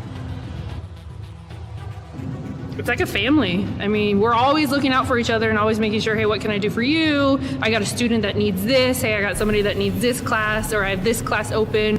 What can we do for your athletes? I've seen MJC make a difference in the life of student athletes with the priority registration. If you're a high schooler and you want to come to MJC, you can expect great coaches, a great counselor, and great student success specialists to help you along the way. We're there from start to finish. Even when you go to transfer, we even assist you after transfer. The philosophy of our program is we're a student transfer program, so our job is to get the students in and get them out. We want the parents to know exactly what's going on and what we're trying to do from an academic to an athletic standpoint. We always end up winning. We always being productive. We're always at the end. And the results of MJC and all the athletics are second to none. From what we start with, what we end with are not the same students. They come here and they get faster, or they get stronger, or they're a better player or a better teammate or whatever it is. They all succeed. Always had dreams about playing college ball, and ending senior year without any offers to play big D1 ball, kind of heartbreaker. But I ended up grinding it out, hit the gym, made it happen, went to MJC, and got it done. I am signing with the Colorado University, go Buffaloes, got a full ride scholarship.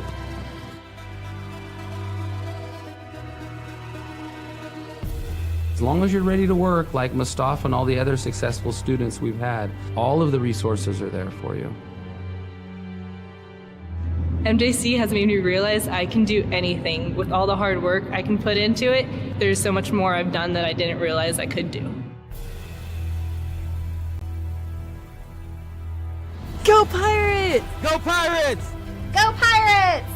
Arr, go Pirates! Go Pirates! Go Pirates! Go Pirates! Go Pirates! Wait, did you guys smile after a serious face?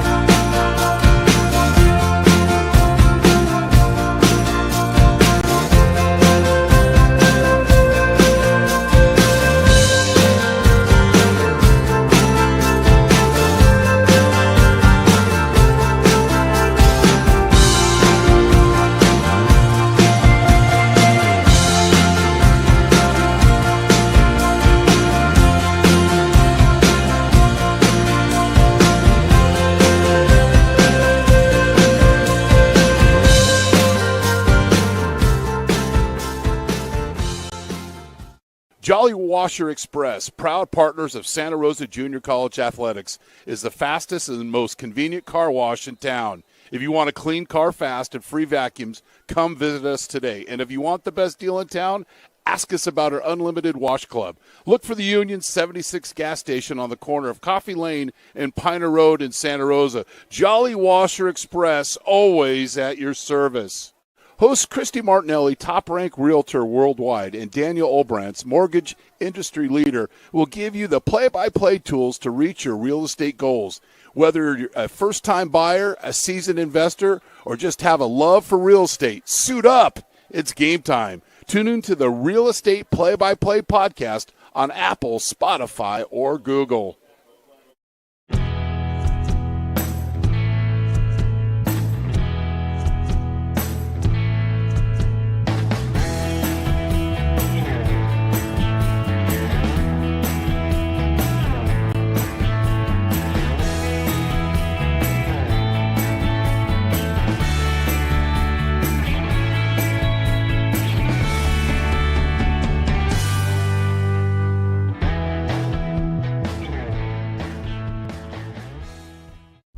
The time to get in shape is finally here. The Boss Move Fitness app is here to help you accomplish your goals with a customized meal plan, day by day, with a shopping list to make sure that you're eating something nutritious and delicious to help you lose the belly fat for good. It also comes with a customized workout plan, whether you're in a gym or at home, so therefore you never ever have to question what you're doing to make sure you get in the shape that you want to be in. Get started today at GetStartedAtBossMoveFitness.com to accomplish your goals in no time. Jolly Washer Express, proud partners of Santa Rosa Junior College Athletics, is the fastest and most convenient car wash in town. If you want a clean car fast and free vacuums, come visit us today. And if you want the best deal in town, ask us about our unlimited wash club. Look for the Union 76 gas station on the corner of Coffee Lane and Piner Road in Santa Rosa. Jolly Washer Express, always at your service. Host Christy Martinelli, top-ranked realtor worldwide, and Daniel Olbrantz, mortgage industry leader, will give you the play-by-play tools to reach your real estate goals. Whether you're a first-time buyer, a seasoned investor, or just have a love for real estate, suit up. It's game time. Tune in to the Real Estate Play-by-Play podcast on Apple, Spotify, or Google.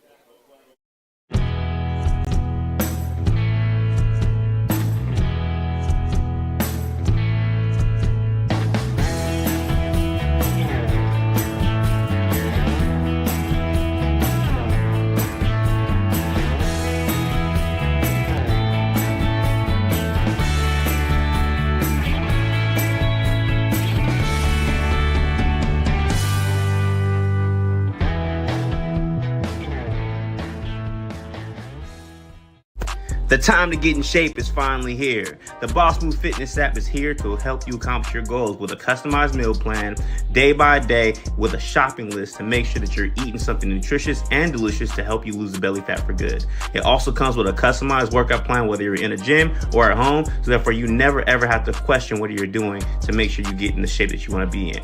Get started today at GetStartedAtBossMoveFitness.com to accomplish your goals in no time.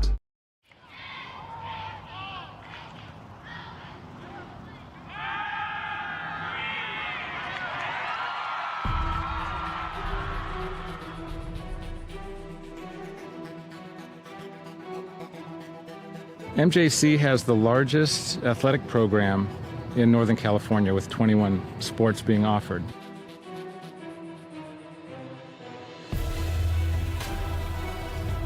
I first came to MJC, Coach Stivers came to my house with Coach Peterson, and they kind of convinced me. Then the next day they put me out in Modesto B saying that Danny Velasquez commits to MJC. I've always wanted to be a swimmer, and I thought that swimming at a JC first, I'd dip my feet in the pool and see if I'd get recruited or not. It's very competitive, and you get very close with your teammates.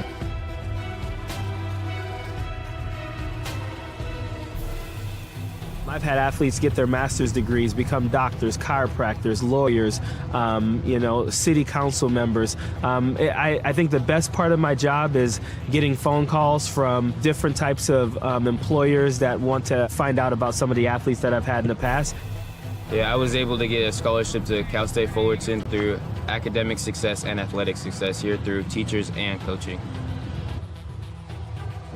It's like a family. I mean, we're always looking out for each other and always making sure, hey, what can I do for you? I got a student that needs this. Hey, I got somebody that needs this class, or I have this class open. What can we do for your athletes? I've seen MJC make a difference in the life of student athletes with the priority registration. If you're a high schooler and you want to come to MJC, you can expect great coaches, a great counselor, and great student success specialists to help you along the way.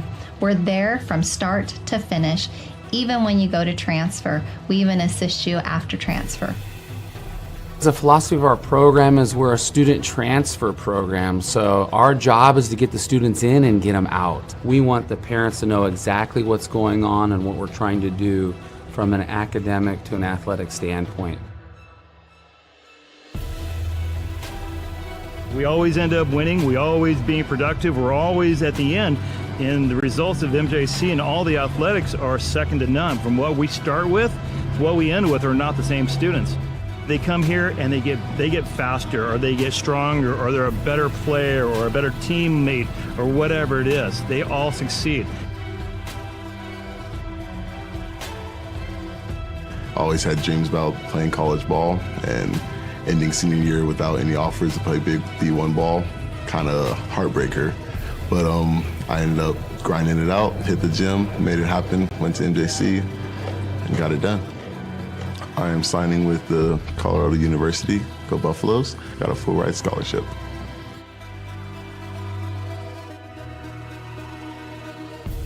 As long as you're ready to work, like Mustafa and all the other successful students we've had, all of the resources are there for you. MJC has made me realize I can do anything with all the hard work I can put into it. There's so much more I've done that I didn't realize I could do. Go Pirates! Go Pirates! Go Pirates! Arr, go Pirates! Go Pirates! Go Pirates! Go Pirates! Go Pirates! Wait, did you guys smile after a serious face?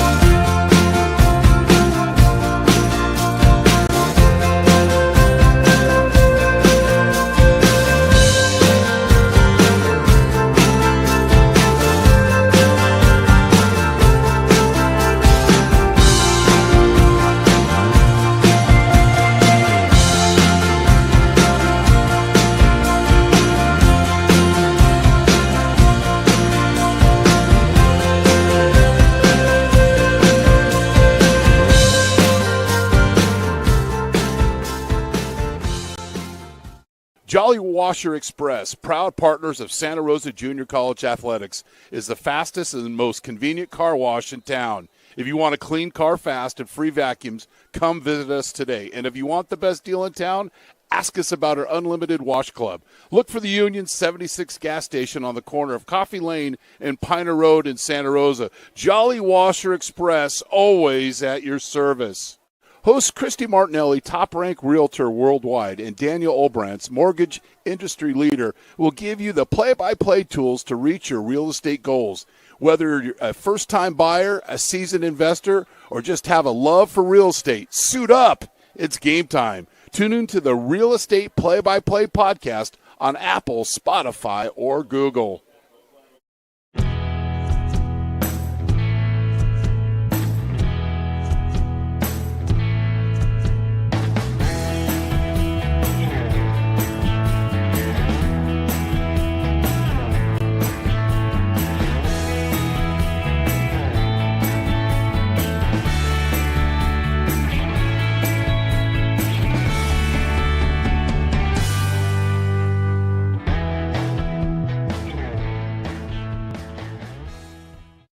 The time to get in shape is finally here. The Boss Move Fitness app is here to help you accomplish your goals with a customized meal plan, day by day, with a shopping list to make sure that you're eating something nutritious and delicious to help you lose the belly fat for good. It also comes with a customized workout plan, whether you're in a gym or at home, so therefore you never ever have to question what you're doing to make sure you get in the shape that you want to be in.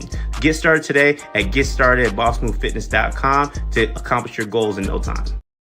Jolly Washer Express, proud partners of Santa Rosa Junior College Athletics, is the fastest and most convenient car wash in town. If you want a clean car fast and free vacuums, come visit us today. And if you want the best deal in town, ask us about our unlimited wash club. Look for the Union 76 gas station on the corner of Coffee Lane and Piner Road in Santa Rosa. Jolly Washer Express, always at your service. Host Christy Martinelli, top-ranked realtor worldwide, and Daniel Olbrantz, mortgage industry leader, will give you the play-by-play tools to reach your real estate goals. Whether you're a first-time buyer, a seasoned investor, or just have a love for real estate, suit up. It's game time. Tune in to the Real Estate Play-by-Play podcast on Apple, Spotify, or Google.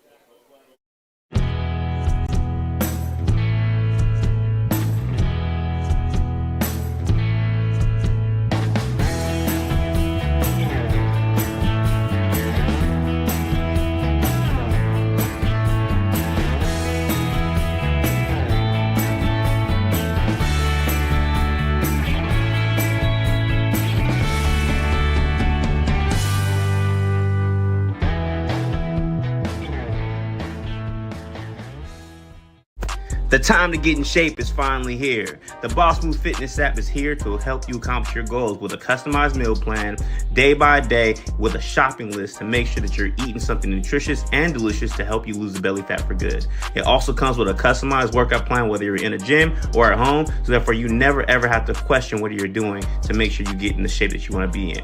Get started today at GetStartedAtBossMoveFitness.com to accomplish your goals in no time.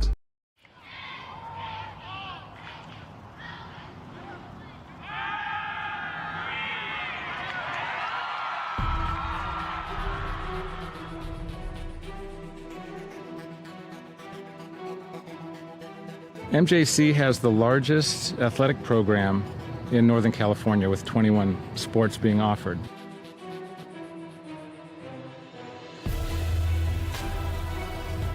I first came to MJC, Coach Stivers came to my house with Coach Peterson, and they kind of convinced me. Then the next day they put me out in Modesto B saying that Danny Velasquez commits to MJC. I've always wanted to be a swimmer, and I thought that swimming at a JC first, I'd dip my feet in the pool and see if I'd get recruited or not. It's very competitive, and you get very close with your teammates.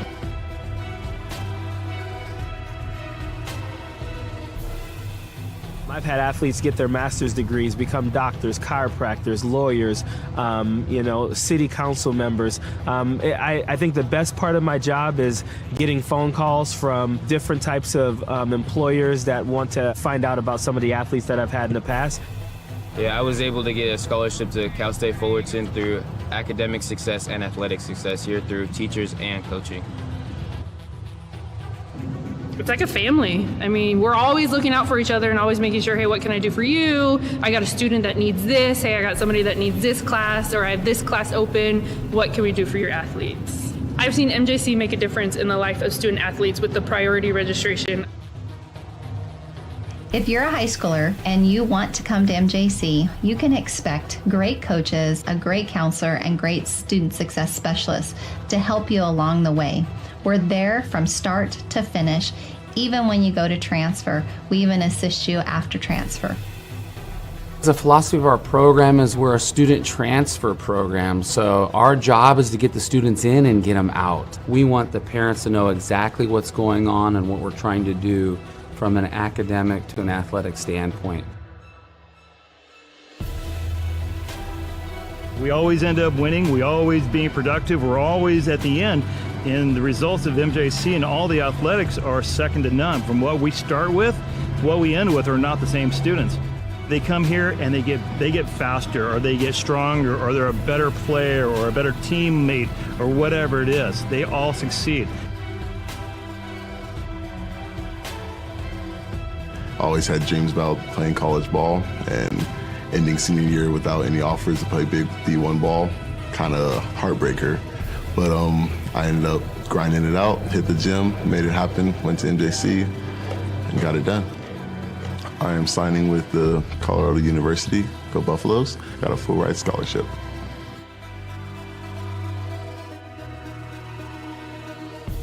As long as you're ready to work, like Mustafa and all the other successful students we've had, all of the resources are there for you.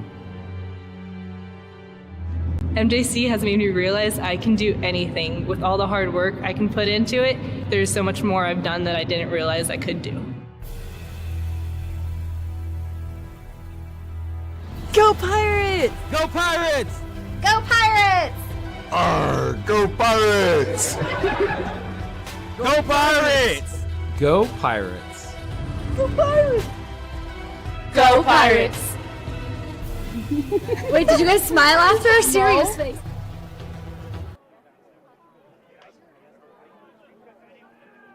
Yes. Welcome back to NorCal Sports TV's coverage of Modesto Junior College Pirate football. Big first half for the MJC Pirates. We get set to start the second half of play. 28-0 as we get to the third quarter. 3 touchdown runs from Juan Escavez, an 18-yarder, 9-yarder, and a 1-yard touchdown run. And then you have a 51-yard touchdown pass from Luke Weaver to Joey Stout. Your first half scoring is the MJC Pirates dominating on both sides of the football. And we start the second half of play. It'll be a kickoff from Lavelle Fatzer. And COS held up his Gage Armbruster right around the 30-yard line, and that's where the Giants will take over. The 15th-ranked Giants have struggled here offensively against this MJC defense and defensive coordinator Eddie Abbasi dialing up the right calls as first downs have been few and far between for this Giant offense. 26 plays, 92 yards. That's 2.4 yards per play. Modesto, on the other hand, 36 plays, 342 yards, 9.5 yards a play. When you're getting outgained 7.1 yards per play, you're lucky it's just only 28-0, in my opinion. On first down, Leo Blumentritt rolls to the shot, right young and goes man. deep Take a shot. downfield and just out of the reach of Jakari Williams. The receiver had gotten behind the defense. You had Roland Brown in on the coverage, defensive back from Central Catholic. So scramble rules, this becomes the chair route or the out and up that you're going to run on Thanksgiving Day with the family. Mm-hmm. And that's a big play that they needed to hit, that opportunity right there. But it goes incomplete. Good job by Brown, just staying patient, not panicking, and pulling on a jersey. Second down and 10, three receivers split backs for Blumentritt. He puts it in the belly of one of those running backs. I believe that was Dalton Armbruster. Yep. Armbruster able to pick up about a yard. Again, that Pirate defensive line has been real stout up front, making things tough to come by for the running back for the Giants. So one of the keys was red zone for Modesto, and every time they've got down there, they've scored a touchdown. Mm-hmm. But you rack up 342 yards in the first half, and you still really even got into the depth of your playbook. Got a lot of promising opportunities for Modesto. Amoeba front here. Pirates showing pressure. They rush 4 and try to get it out to Armbruster, and that one batted down. Thomas Perea. Another pass breakup. Actually, that one. Yep, Perea knocking down another pass. He had one earlier in the ball game. This time he forces a fourth down. The punting unit will come out for COS. Perea spent some time watching film this week. So they try to run the rail route. It's all football nomenclature. It's the same route. He's running vertically after swinging out of the backfield. All over that, and the Pirates with a 3-and-out. Blumentritt going to take another snap. This one a high one as he punts this one away. Bounces right in front of one of his teammates. Don't like that. Hernandez lets it go, and it takes a great COS roll. We saw you kick it, big forward.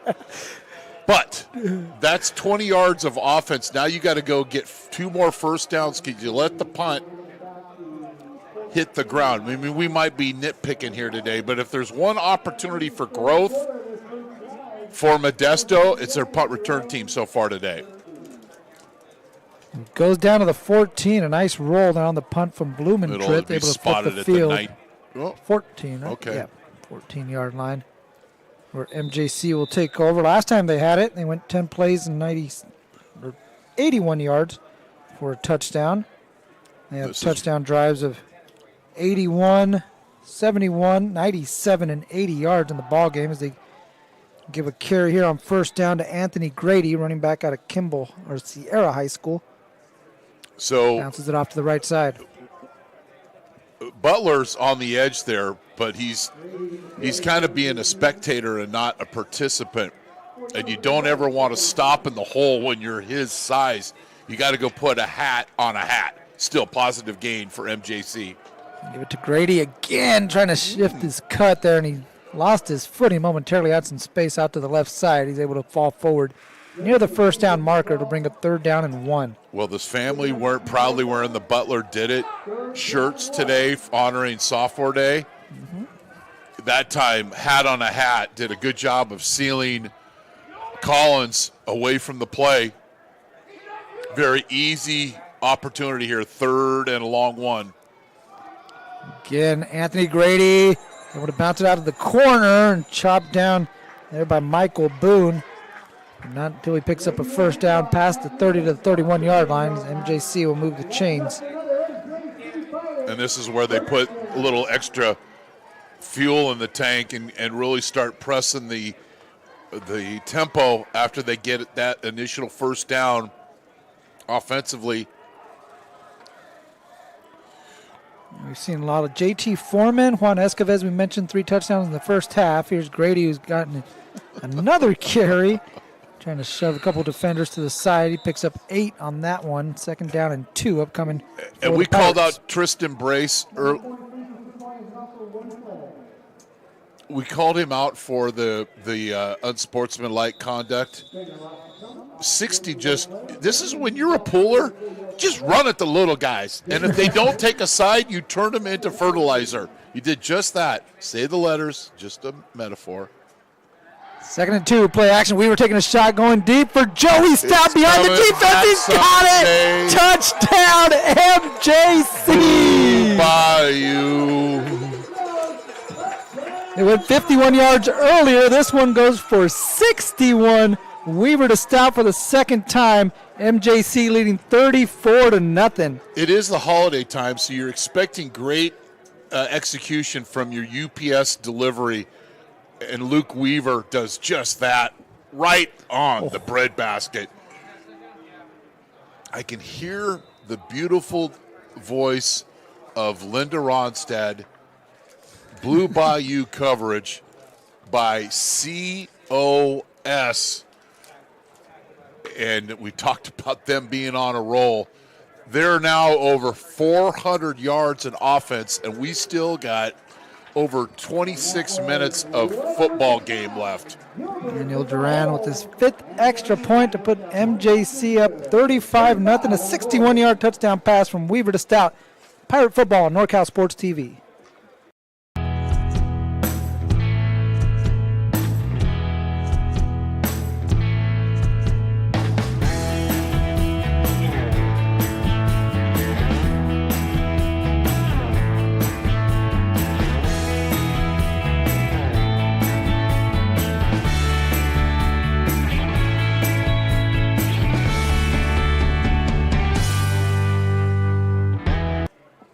Back with you on NorCal Sports TV, 35-0 as MJC kicking this one away to COS. They fake the reverse. Wendell Ware can take it himself and is brought down emphatically at the 20-yard line. Nice special teams play made out there by Mr. 41. Yeah, LeBron Stallworth.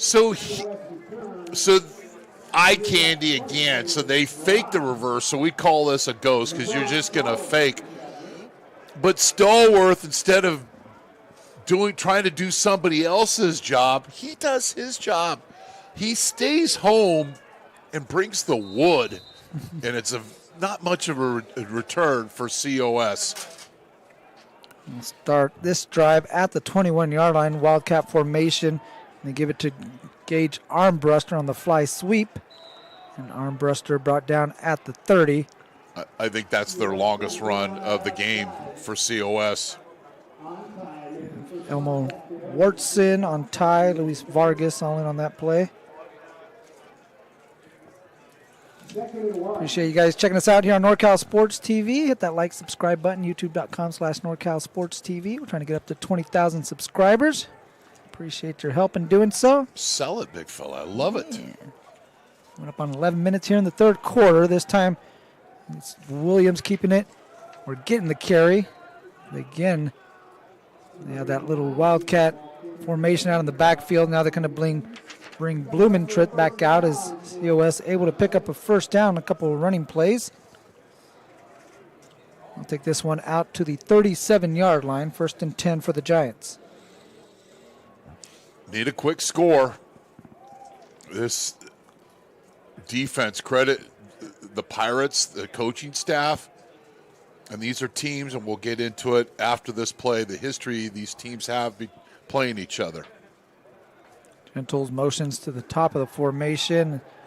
Blumentritt rolling away from pressure and finds Gentles, who makes a nice leaping catch, takes a hit in the air on type and brings it down for a pickup of 11, another COS first down. So receiver drills, we call this a bad ball drill. What do?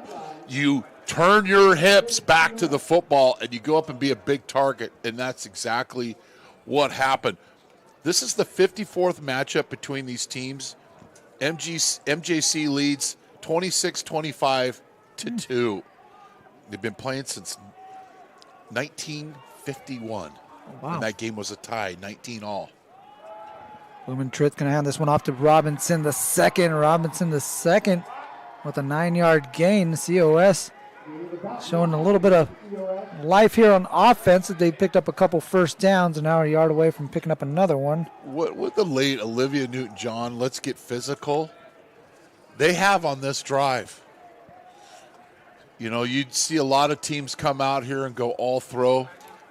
Coach Mendaka just going, you know what, we need to get physical here, put together a drive. And the Wildcat Williams bouncing it to the left. He's got the sideline. Williams inside the red zone trying to cut it back.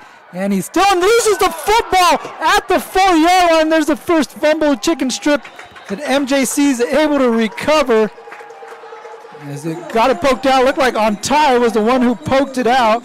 And then Jesus Aguilar, linebacker out of Stockton, able to secure possession for MJC. It's been that kind of day for the Giants. Just when you think they got something going, here comes their Achilles heel as they lose a football inside the 5-yard line on the fumble by Jakari Williams. The newest partner of Modesto Junior College Athletics is Raising Cane's Chicken Fingers, but they sell you strips. And this is a team, COS, they fumbled 3 times today. That's the first one they lost, but talking to Eddie before the game, Coach, what's that sign mean in today's game? And it was a Raising Cane's chicken strips. He knows the motto. Defensive coordinator Eddie Abbasi that you speak of as they get a screen out to Hernandez. Gets a block now. Got the sideline pushed out of bounds. Before he could really kick it into full gears, he takes it out to the 14-yard line. That's a first down for the Pirates. It's just like blackjack. It's numbers game.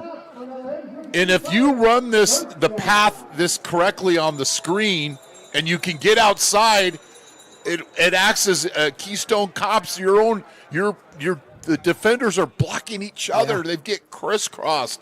They get caught in the wake. And a great job of getting that first down. Wing backs in the formation for MJC as they turn to hand it off to the tailback. That's Grady trying to muster forward for whatever he can. It's only going to be about a yard or two. The mechanics of the play didn't really work out because the Butler did it, and what the Butler did is he clogged the hole. When you're 6'8", 235, have the presence of just running through the hole. He comes down. He's supposed to come down on the wham block, but instead he clogs the drain, and it's just a 1-yard gain for the Pirates. Run through. On 2nd and 9, Grady looking for a seam and waits for an opening out in front of his lineman. And Tristan Brace out in front of him as we got a little extracurriculars following the play. And we had said, and I keep saying it, that Tristan Brace got emotionally kidnapped for one play.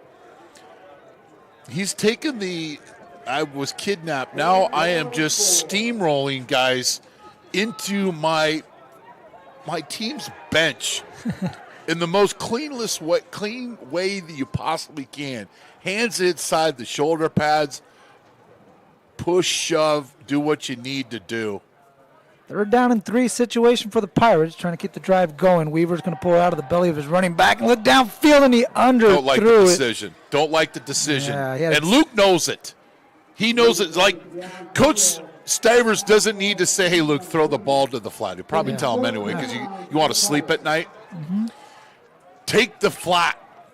He's wide open, and if the flat receiver breaks the tackle, it's another explosive play opportunity. Weaver, Stivers, and Stout having that conversation there on the sideline, trying to figure out what they could have done on that 3rd down and 3. It brought up a 4th down situation. The punting unit back out here. Gilbert under some pressure, able to get it away. And that one close to an MJC Pirate, and they're going to down it on this side of midfield. MJC is signaling that they got it there on their bench, but of course that's Jeremy, do we have that 3rd down play on a replay? So we say throw it to the flat. He's the first option on the play. And you have, boy, I built that all up like the Oscars. Anyway, just trust my description. You have a deep receiver, which you only throw it when you really need it, but you throw it to the flat, and I bet you Luke, when he came off the field, told Coach Stivers, I should have thrown it to the flat. First down for COS as they take over at the 49-yard line.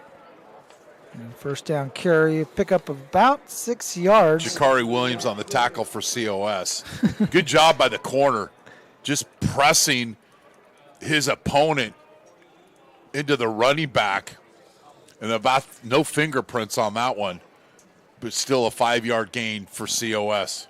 That's Danny Oliveira on the carry. Second down and 5 for the Giants.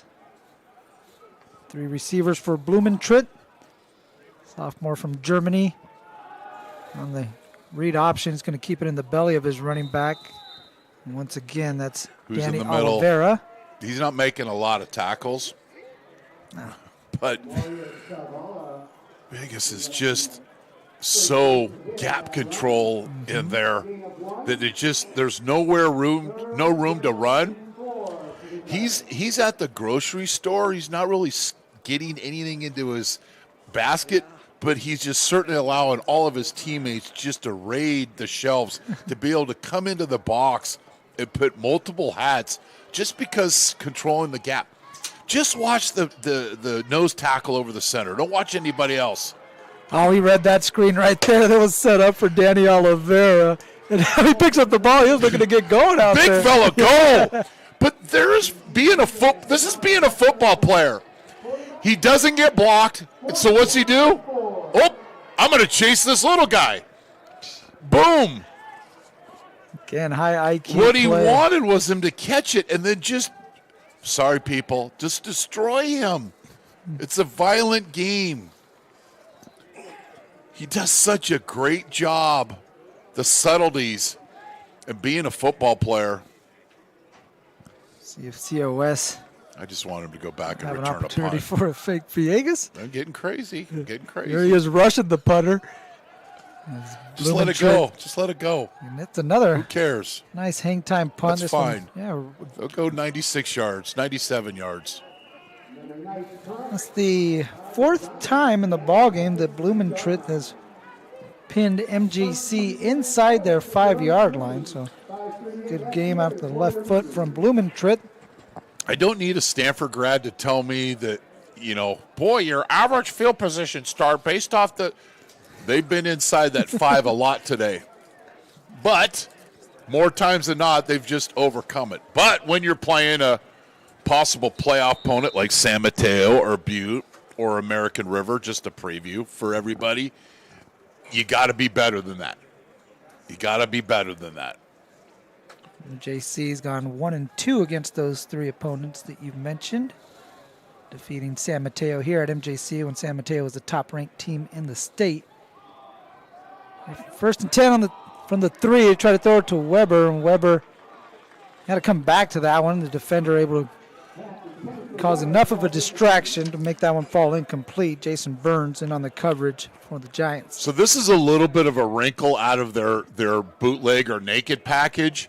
This time they don't send anybody to the flat. This is specifically thrown on the corner route to the tight end, but credit COS of sinking.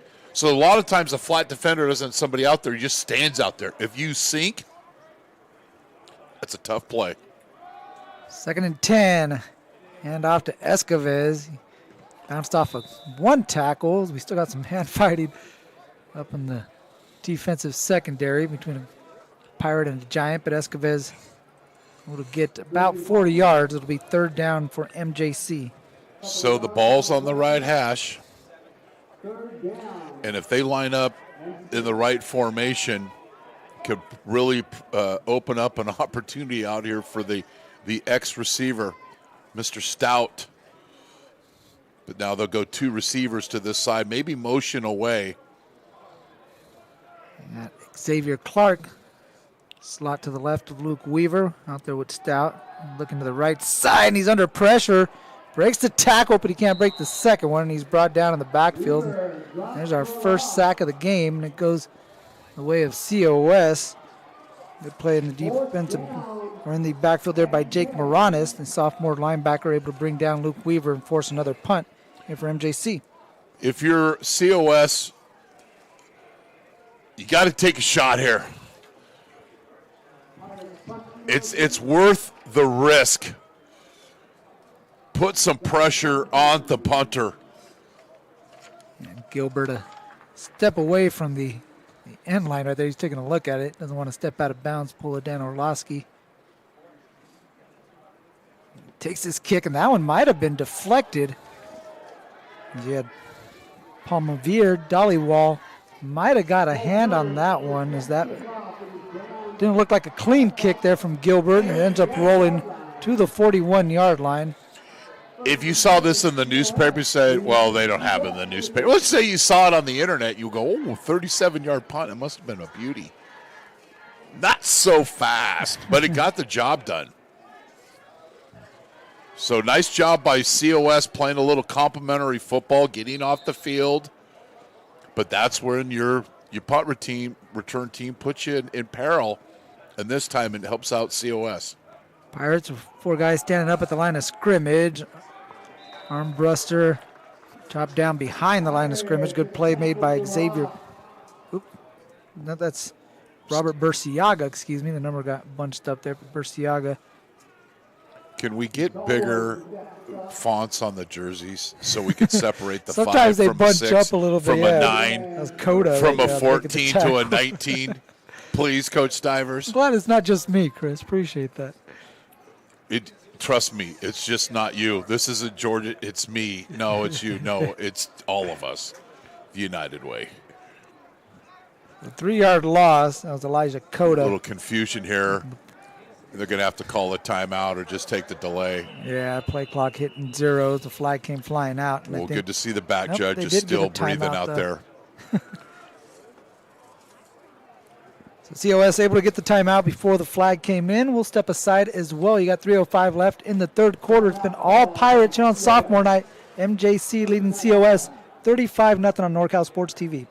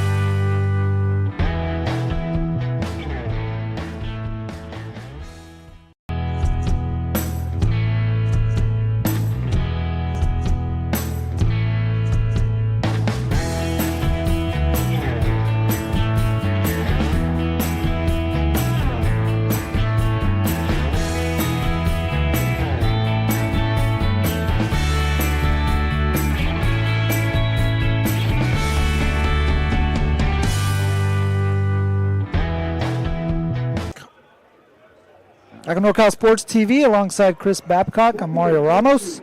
2nd down and 13. Blumentritt rolling out of the pocket, trying to get rid of it. And he's got Armbruster. He got it complete to Gage. He's able to get it out of the sideline at about the 25-yard line. Good pickup on 2nd and 13. Gain of 18 yards on that pass completion. Lost the edge. He didn't seal the edge. And this time Booth has allowed the quarterback to roll left. Their 2 biggest pass plays have been quarterback fundamental nightmares. Throwing against your body back over to the middle. But it's done the job. They've got to score. Got to score a touchdown here. About the 5th time they run this unbalanced set. They shift the bunch to the right side of the formation. But they keep and they running run it out to of it. Yeah, away from it as they give it to Dalton Armbruster. Gage Armbruster, Dalton Armbruster, both out of Corcoran High School, in Corcoran, California. And this is the beauty of football or the beauty of athletics. Booth on the last play was allowed the quarterback to scramble outside. What's he do on the next play? seals the edge. And that when you're breaking down film in that film room with the team, you love that as a coach to be able to go, here's the mistake you made, but gosh, I love the next play you came back and did your job. Low snap, and it rolls over to Dalton Armbruster. He just picks it up and tries to do what he can, and what he can is not much. That play was doomed from the start. Another loss of yards for COS. It's moving in the wrong direction. It's now 3rd and 17. So last year MJC beat COS 42-28. The last time COS beat MJC was here in 2022. The last 10 matchups going back to 2013, Modesto 9 wins, COS 1 win. Pretty good. And that's how they've taken control of this rivalry. 3rd down and 17. Blumentrit's going to tuck it down and run. Pick up as much yards as he can. He lowers his shoulder and delivers a shot there on Ty, who brings them down, but a 15-yard pickup on the ground for Blumentrit. And now COS going to definitely go for this one on 4th down and 2. Okay, not a good decision. You're the backup quarterback. Your starter's out. You slow down your feet, and then you think you're going to shoulder and to run somebody over. Normally, just fully sprint and get out of bounds. And if you're going to drop your shoulder, don't stop your feet leading into the collision. Pirates want to keep the Koufax here and throw the shutout. It's 4th and 3. Robinson shifting over to the right side of his quarterback. Blumentrit's going to give it to Robin. I don't know, going to keep it himself and try to head out to the right side, and he's going to be short. Gets back to the line of scrimmage. The read option doesn't work out for COS. As they turn it over on downs, MJC will take over with 8 seconds left to play in the 3rd. Not a lot of deception in the blue jerseys. What they did best on this play is absolutely nothing. Meaning they didn't overreact to any of the fakes. They stayed at home, read their keys, rallied up the football, and again got off the field on 4th down.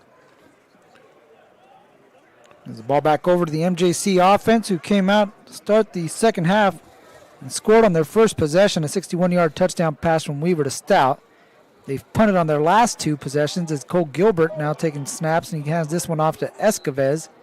Escavez picks up a yard. It'll be 2nd down and 9. As the 3rd quarter will come to an end, we'll head to the final frame with the home team in full control. MJC leading COS 35-0. You're watching Pirate Football. It's NorCal Sports TV.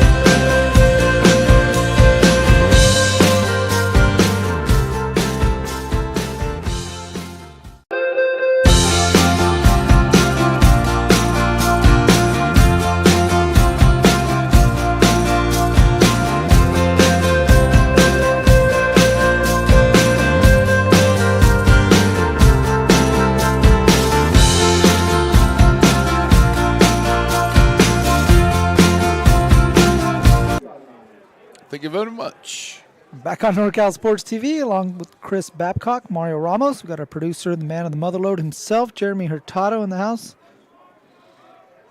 Cole Gilbert is going to turn and hand this one off.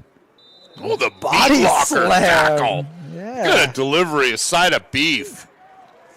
But then don't give me some theatrics. You're down 35 zip. I love the passion. I love the meat locker tackle. Just go back to the huddle and regroup. Bring up 3rd down and 9 for the Pirates. If your COS defense don't lull sleep here, just think because it's 35-0, they're just going to keep running the football. Got a new quarterback. And Gilbert back out there after getting the play call from the sideline. Saw Luke Weaver essentially go the first 3 quarters. Gilbert took the last snap of the 3rd quarter. Now on 3rd down, he's going to pull it down. Quarterback draws. He tries to get it to the 1st down marker. It's at the 28-yard line. He dives forward to the 26. Going to be shy of the yardage needed. The punting team will come out. And Gilbert is the punter, but he's going to head over to the sideline. And you're going to get Abel Carrillo to come out and kick this one away for the Pirates. Nice job by Gilbert on the quarterback draw. Seeing quarterbacks come in a relief and get stripped of the football in those situations. Oh, this is a shank-eponymous. It's a shank, and then it rolls the other way before it goes out of bounds at about the 35-yard line. A net gain of 9 yards. Yeah, when you can count a punt distance on 2 hands, not a good punt. You know, just getting into the game, probably trying a little too hard. Yeah. And sometimes you hold on too tightly, you're going to lose control. Short field again here for COS. Little 38 special. Very nice. It's more of a hitting term. It's holding on the bat too tightly. You know, keep playing me too. Kind of look like me on the fairway digress. There. Shankopotamus. Yep. Is that why you had this big smile when I said it? So now I get it. Oh, a high snap over the head of Blumentritt, who's going to pick it up and just try to throw it away, see if he can get it back to the 1st down marker, and we'll see. Well, he's got enough intended receivers in the area. Yeah. Thanks. Thank you. Well, that last part, that last part is kind of like some of the polls leading into the election, and I digress. Yeah, but he had enough intended receivers to be able to, not get the intentional grounding. It was a high snap to get over the head of the 6'6" Leo Blumentritt. Able to salvage something out of that one, at least not lose any yards as he gets rid of this one quickly, but it falls out of the hands of Gage Armbruster, who takes a shot just for good measure. Okay, so this is the rule I want to change in football, is if you drop an obvious pass, you should be able to hit the guy right there, in my opinion, as an old receivers coach. Drops, everything goes. I mean a cheap shot. I mean a face mask. Just a good hard tackle. Aguilar couldn't slow up his momentum. When this game's over, I'm going to write a letter to Governor Newsom because he gets so much stuff done. I digress. 3rd and 10. On 3rd down, going down the sideline. That one is picked off. Intercepted by MJC. Great play made by A.J. Perez, the freshman defensive back, leaping up to haul in that interception as the Pirates take another one away from COS.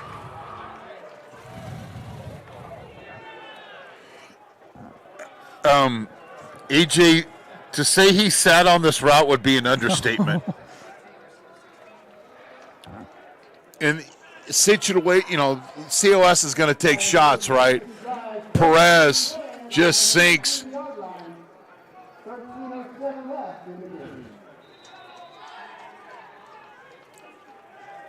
A.J. Perez we got putting that turnover up on the board there with Coach Eddie Abbasi getting some love on that whiteboard. Yeah. There's still one short of chicken strips, though, FYI. There's Cole Gilbert. Going to give this one to Xavier Clark, and Xavier Clark took a shot by a Giant and a Pirate on that one. He's brought down out past the 15-yard line. Pick up of a few. It's going to be 2nd and 7 for MJC as we're under 13 minutes left to play in the ball game. Let's check some scores. Fresno City leading Reedley 21-12. Shasta beating Santa Rosa 20-14. Butte over Sierra 28-14. That's mid-third quarter. Gilbert gets rid of this one. Finds Clark again. Clark able to haul that one in just shy of the 25-yard line. Takes it to the 24. It'll be 3rd and 2. This is the old-fashioned tunnel drill. Speaking of a receiver drills where you got guys putting their hands trying to distract the receiver, throwing into traffic, but when you go back and get the football like Clark did, it looks like a good throw. I mentioned some of those other scores. You have Fresno City leading Reedley. We mentioned Fresno City also 2-1 in the Valley Conference along with COS, who was trying to make a 3-way tie up at the top. But MJC taking care of business here at home en route to their 4th Valley Conference championship, barring some unforeseen comeback. As Gilbert's able to pick up the first down on 3rd and 2, pick up 4 yards. First down for the Pirates.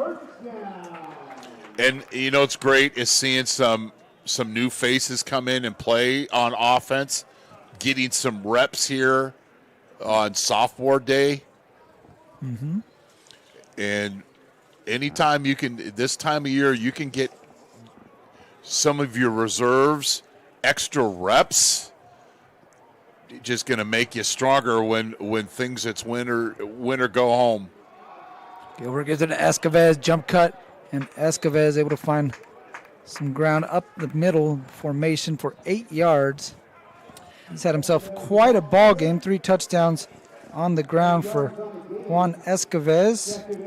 And he's doing that solemn skiing along the hash mark. You know what I love is the ball is high and tight. A lot of times you'll see running backs carrying the ball. They're doing those moves, but then they're using the football as a prop, and 9 out of 10 times it gets stripped away.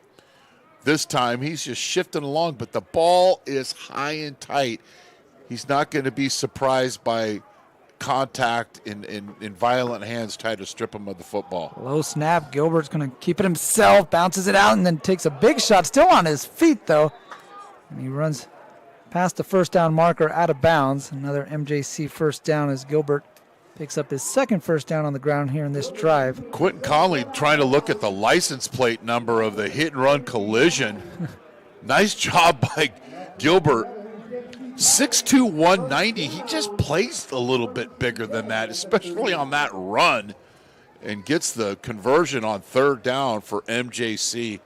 They really like to just kind of matriculate the ball down the field here with the running game and just evaporate this clock. Clock now under 10 minutes. On the move, they give it to Escovez. Escovez picks up about 6 yards on that carry. Looked like it was shot out of a cannon. Freshman running back at Oristimba High School. Oristimba took a loss to the Linden Lions this weekend. Shout out to my guy Jeremy Hurtado here, the man of the Motherlode, our producer. Also helping out with the Linden Lions. Still in the only reason Jeremy is here today is because there's free Skittles that they always take care of us. Dion, you don't have to pay him this week. He's just going to stock, and they're gone already. I went to get some. I'm not going to check Jeremy's bags because I already know they're in there.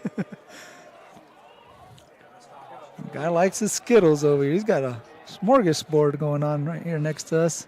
Up in the booth is we got Escovez. A procedure on Modesto. They try to, I know it's not Halloween, but imitate Canadian football. It just didn't have people set prior to the snap, multiple guys in motion. I say that, then that'll be COS lined up offsides. Get the call momentarily here from Kirk Mason, who's been busy this afternoon. He's gotten himself quite a bit of screen time here on NorCal Sports TV.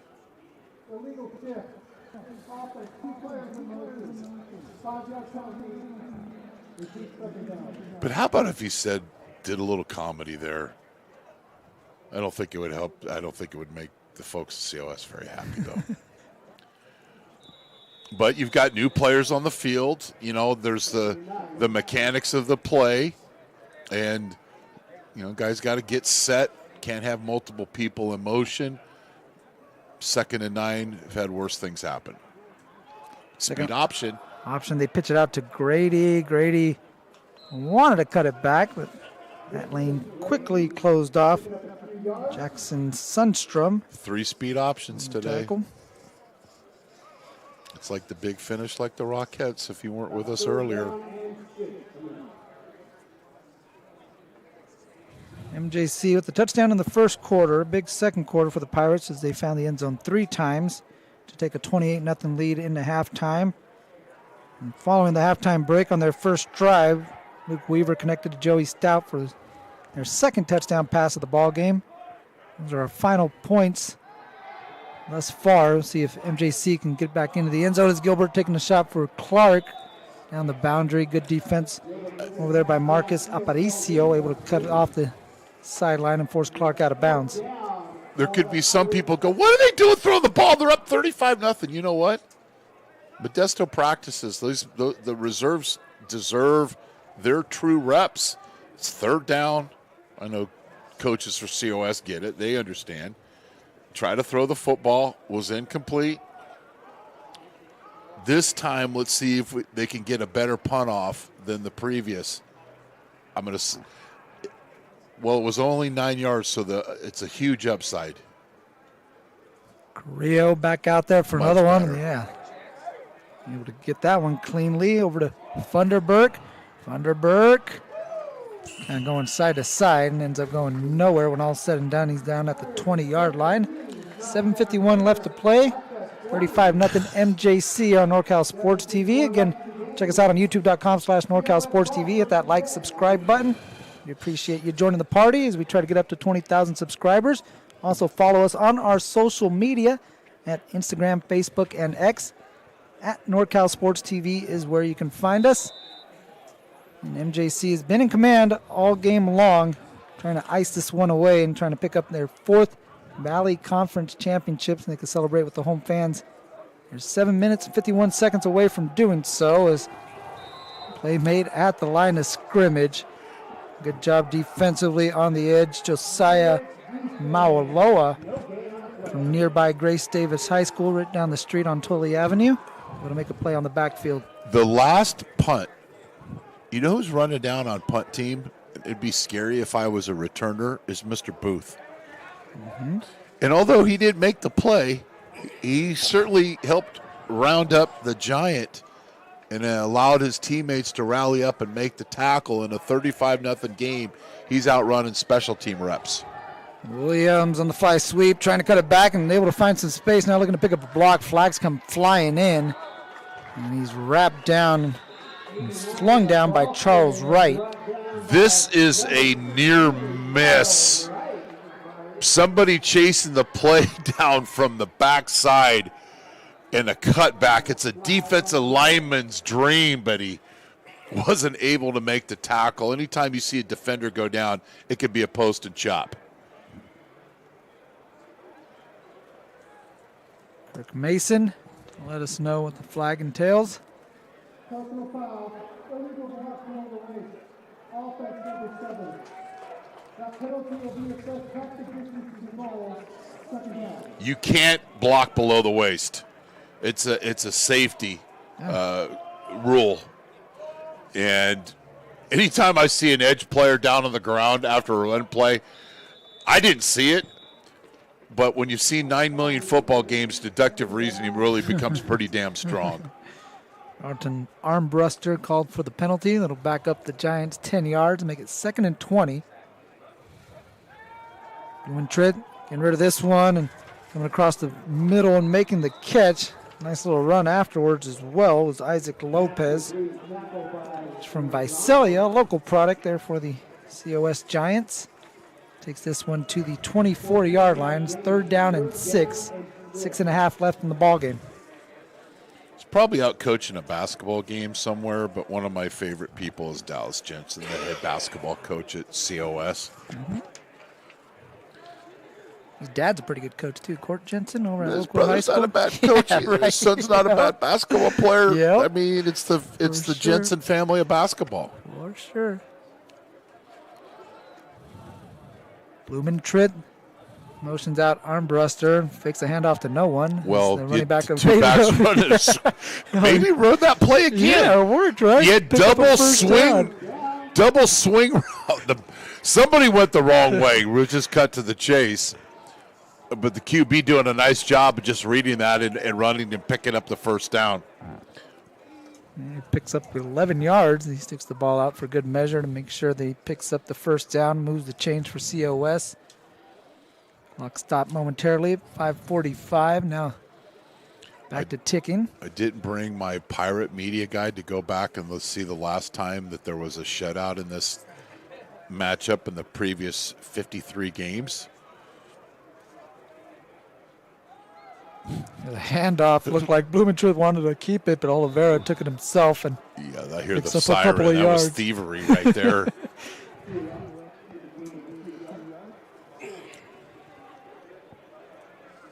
He picks up 2, second down and 8. COS says Moala asking for a sub. Hinchy wanted to get some more reps, and the coaching staff's like, no, hold on, buddy. You're done.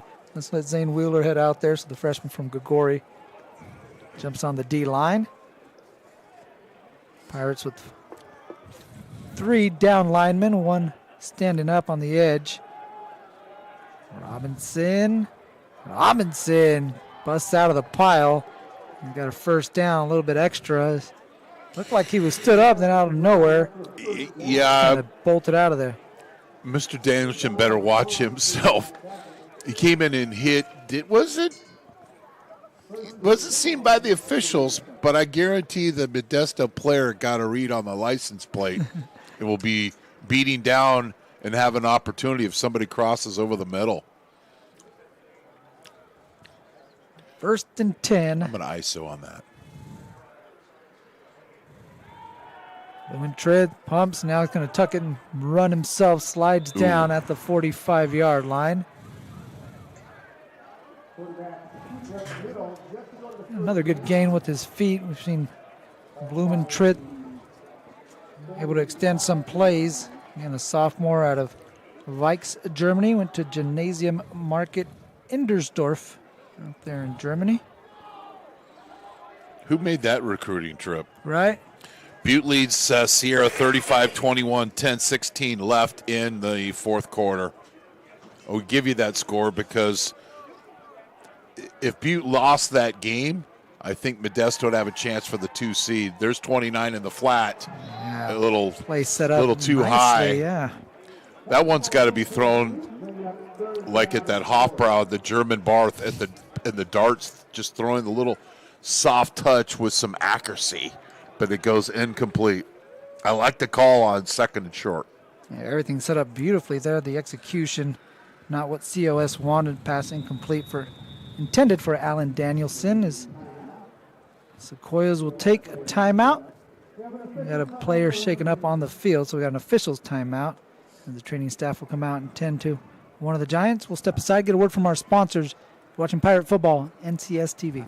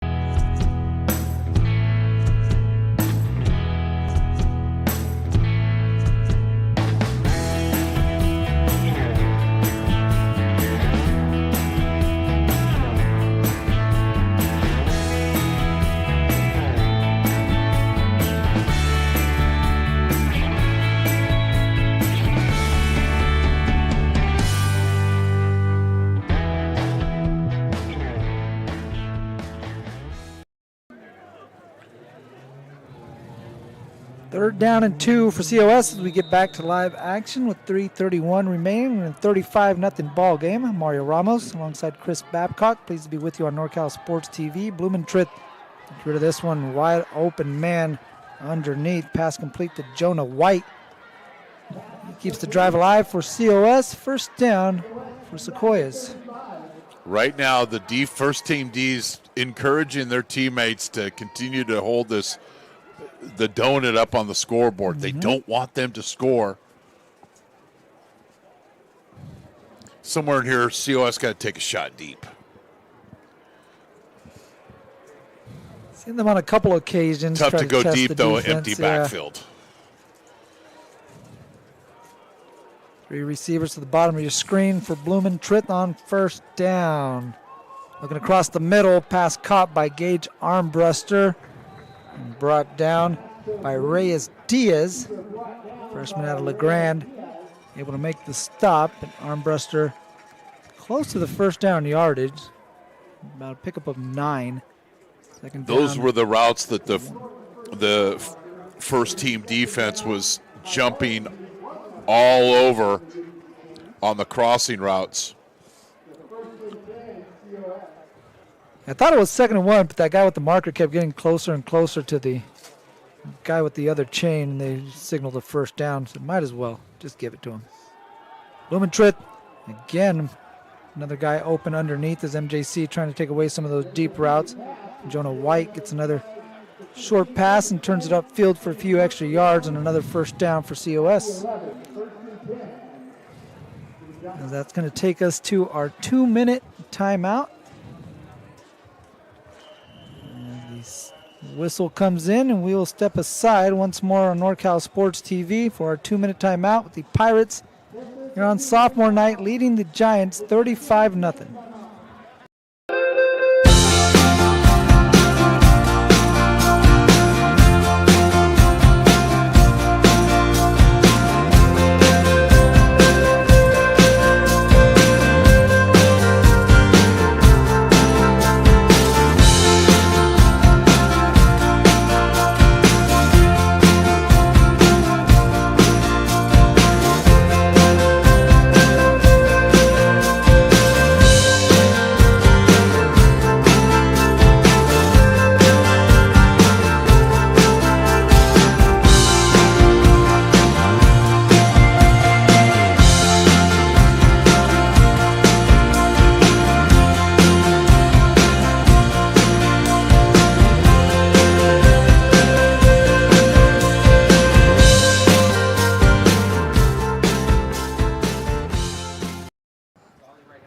Alongside the man of the motherlode, our producer Jeremy Hurtado, Chris Babcock.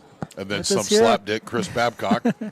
We got that's Mason me. and Carlos on cams. I'm Mario Ramos hanging out with you guys here on NorCal Sports TV. Shout out to our director and executive producer Dion I as well. And we got 1st and 10, 2 minutes left to play. Blumentritt from the left hash, slant pass over the middle. Pass caught, a little low. Not much after on that catch for Jakari Williams, who hit the turf with the completion. Pickup of about 6 yards. Second down for COS. I saw Luke Weaver earlier with a headset on. I didn't know if he was doing training for Raising Cane's or was listening to the offensive plays. We'll have to find out after the game. Yeah, I think he'll put that Raising Cane's thing on hold for a little while. He's got some more football to play. You know, they do have promotions, though. It's true.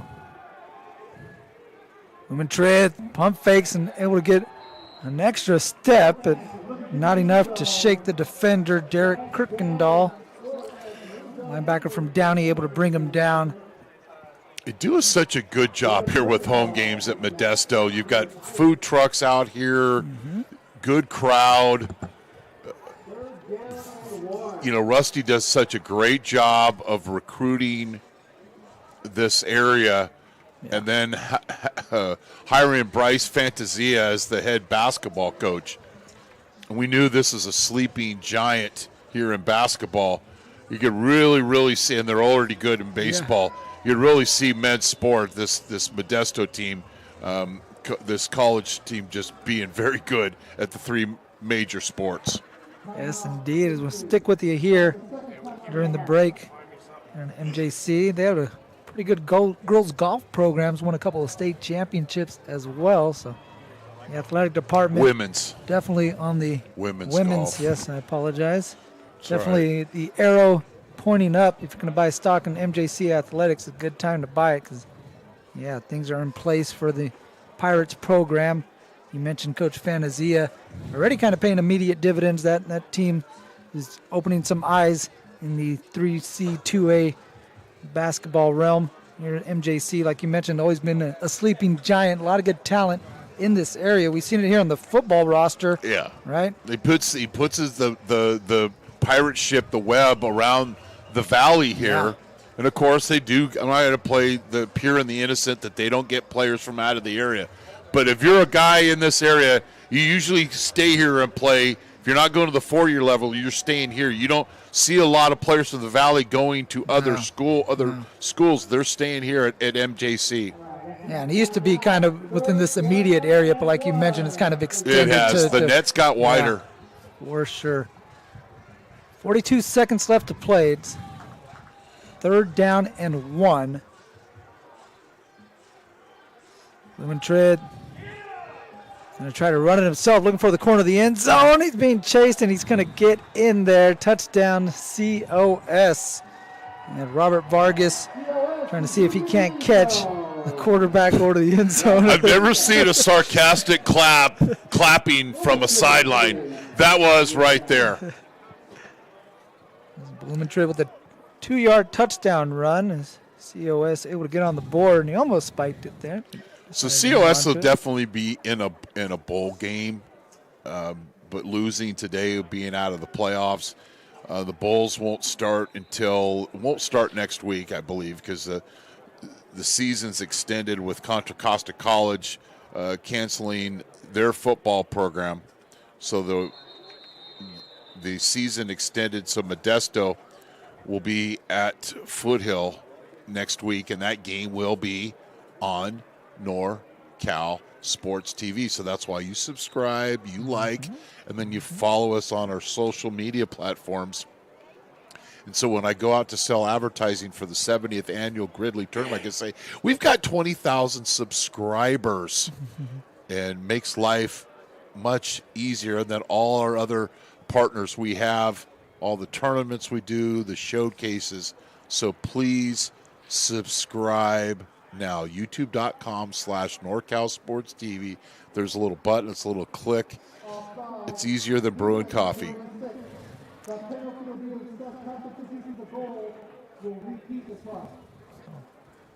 Penalty on the extra point attempt. We'll get another crack at it. Yeah, you mentioned basketball as well. Got junior college and high school basketball kicking into gear. We'll definitely be along the ride here on NorCal Sports TV. I'm going to stay clawed to football as long as I possibly can. Sure. But I will move into basketball, but definitely any extra football games we want to cover. Lucas Cord knocks in the extra point, makes it 35-7. I'm right there with you. Hang on to this football thing as long as we can do it, and then shift into basketball. You know, a couple of times cross paths during basketball season. Usually see you out in Stockton. Yep, we'll see, definitely eyeing up our showcase. Now, Coach Hollis going to put his hands team in there. Good to practice this. That means that you're winning football games if you're practicing this. I don't know if COS is going to actually onside kick, but if you're Coach Hollis, you don't want to take a chance.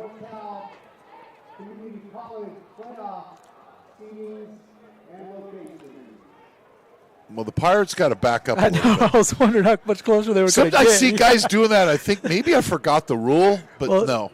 They broke the huddle, and they were going to line up on the other side of the field. So the goal of the hands team, breaking news, is to recover the football. That's it. You're not setting up a return. You go and recover the football. Blumentritt, who just scored the touchdown, out to boot this one away, and he gets that left foot on it, and a couple Pirates converge on we each have other. the stat people next to us, and I need Foster to be credited with the tackle. Xavier Clark with the reception. Yeah, Team tackle that goes to COS. I get it. But we all know here as a witness that Foster of Modesto made the tackle. Textbook. That might be a helmet sticker. Textbook form right there, yeah. Keystone Cops, we call this friendly fire. If you don't know the Keystone Cops, God bless you, because that means you're not 59 years old like me. But go ahead and Google it. They're great memes to use on X and what have you. Keystone Cops would show up, and then they'd run into each other, and the criminal would get away, and it was in black and white. Trust me, it's a lot more entertaining the way I'm describing it. Great performance by the Modesto offense today. We talked about scoring in the red zone. They took care of business there. They didn't turn over the football. They caused 2 turnovers. They caused 2 other fumbles. Didn't see anybody hurt. No. So week 9, your last home regular season game of the season, sophomore night, or sophomore day. God, Mario, you're killing me. Sophomore day turning into night. Oh, and then Rusty gets the cold shower. There it and is. that is not good. That doesn't feel good. And that is a conference championship. Oh, that's Why gonna the feel good. splash? That's going to feel good. Oh, Rusty just wants to stand in the sun right now. He's looking for any kind of sunlight he can find. But again, I'm sure it feels good knowing that he's a Valley Conference champion for the 4th time as MJC. Right now, if you ask why Rusty got a Valley Conference championship. Oh, I don't think he was expecting that. I know he realizes that they're the conference champions, but he got sharked. He did. MJC moving on to a 7-2 record, picking up a 35-7 victory over COS. They moved to 4-8 in Valley Conference. They do got one more game remaining, but it's a non-league conference. So MJC undefeated in conference play, running the table at 4-0 to win their 4th straight conference championship. And they will move on and advance to the playoffs. They got to take care of business next week against Foothill. Again, non-conference game on the road. It'll be on NorCal Sports TV. We'll have it right here for you on youtube.com/NorCal Sports TV. And once again, follow us on our social media at NorCal Sports TV, Instagram, Facebook, and X is where you could find us. Chris, any parting thoughts before we head out of here?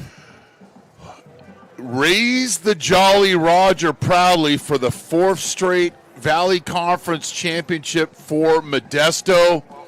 Clean football game for them and creating some momentum to go into the Bay Area. If that is the last, and that won't be their last trip to the Bay Area this season, if that's the goal.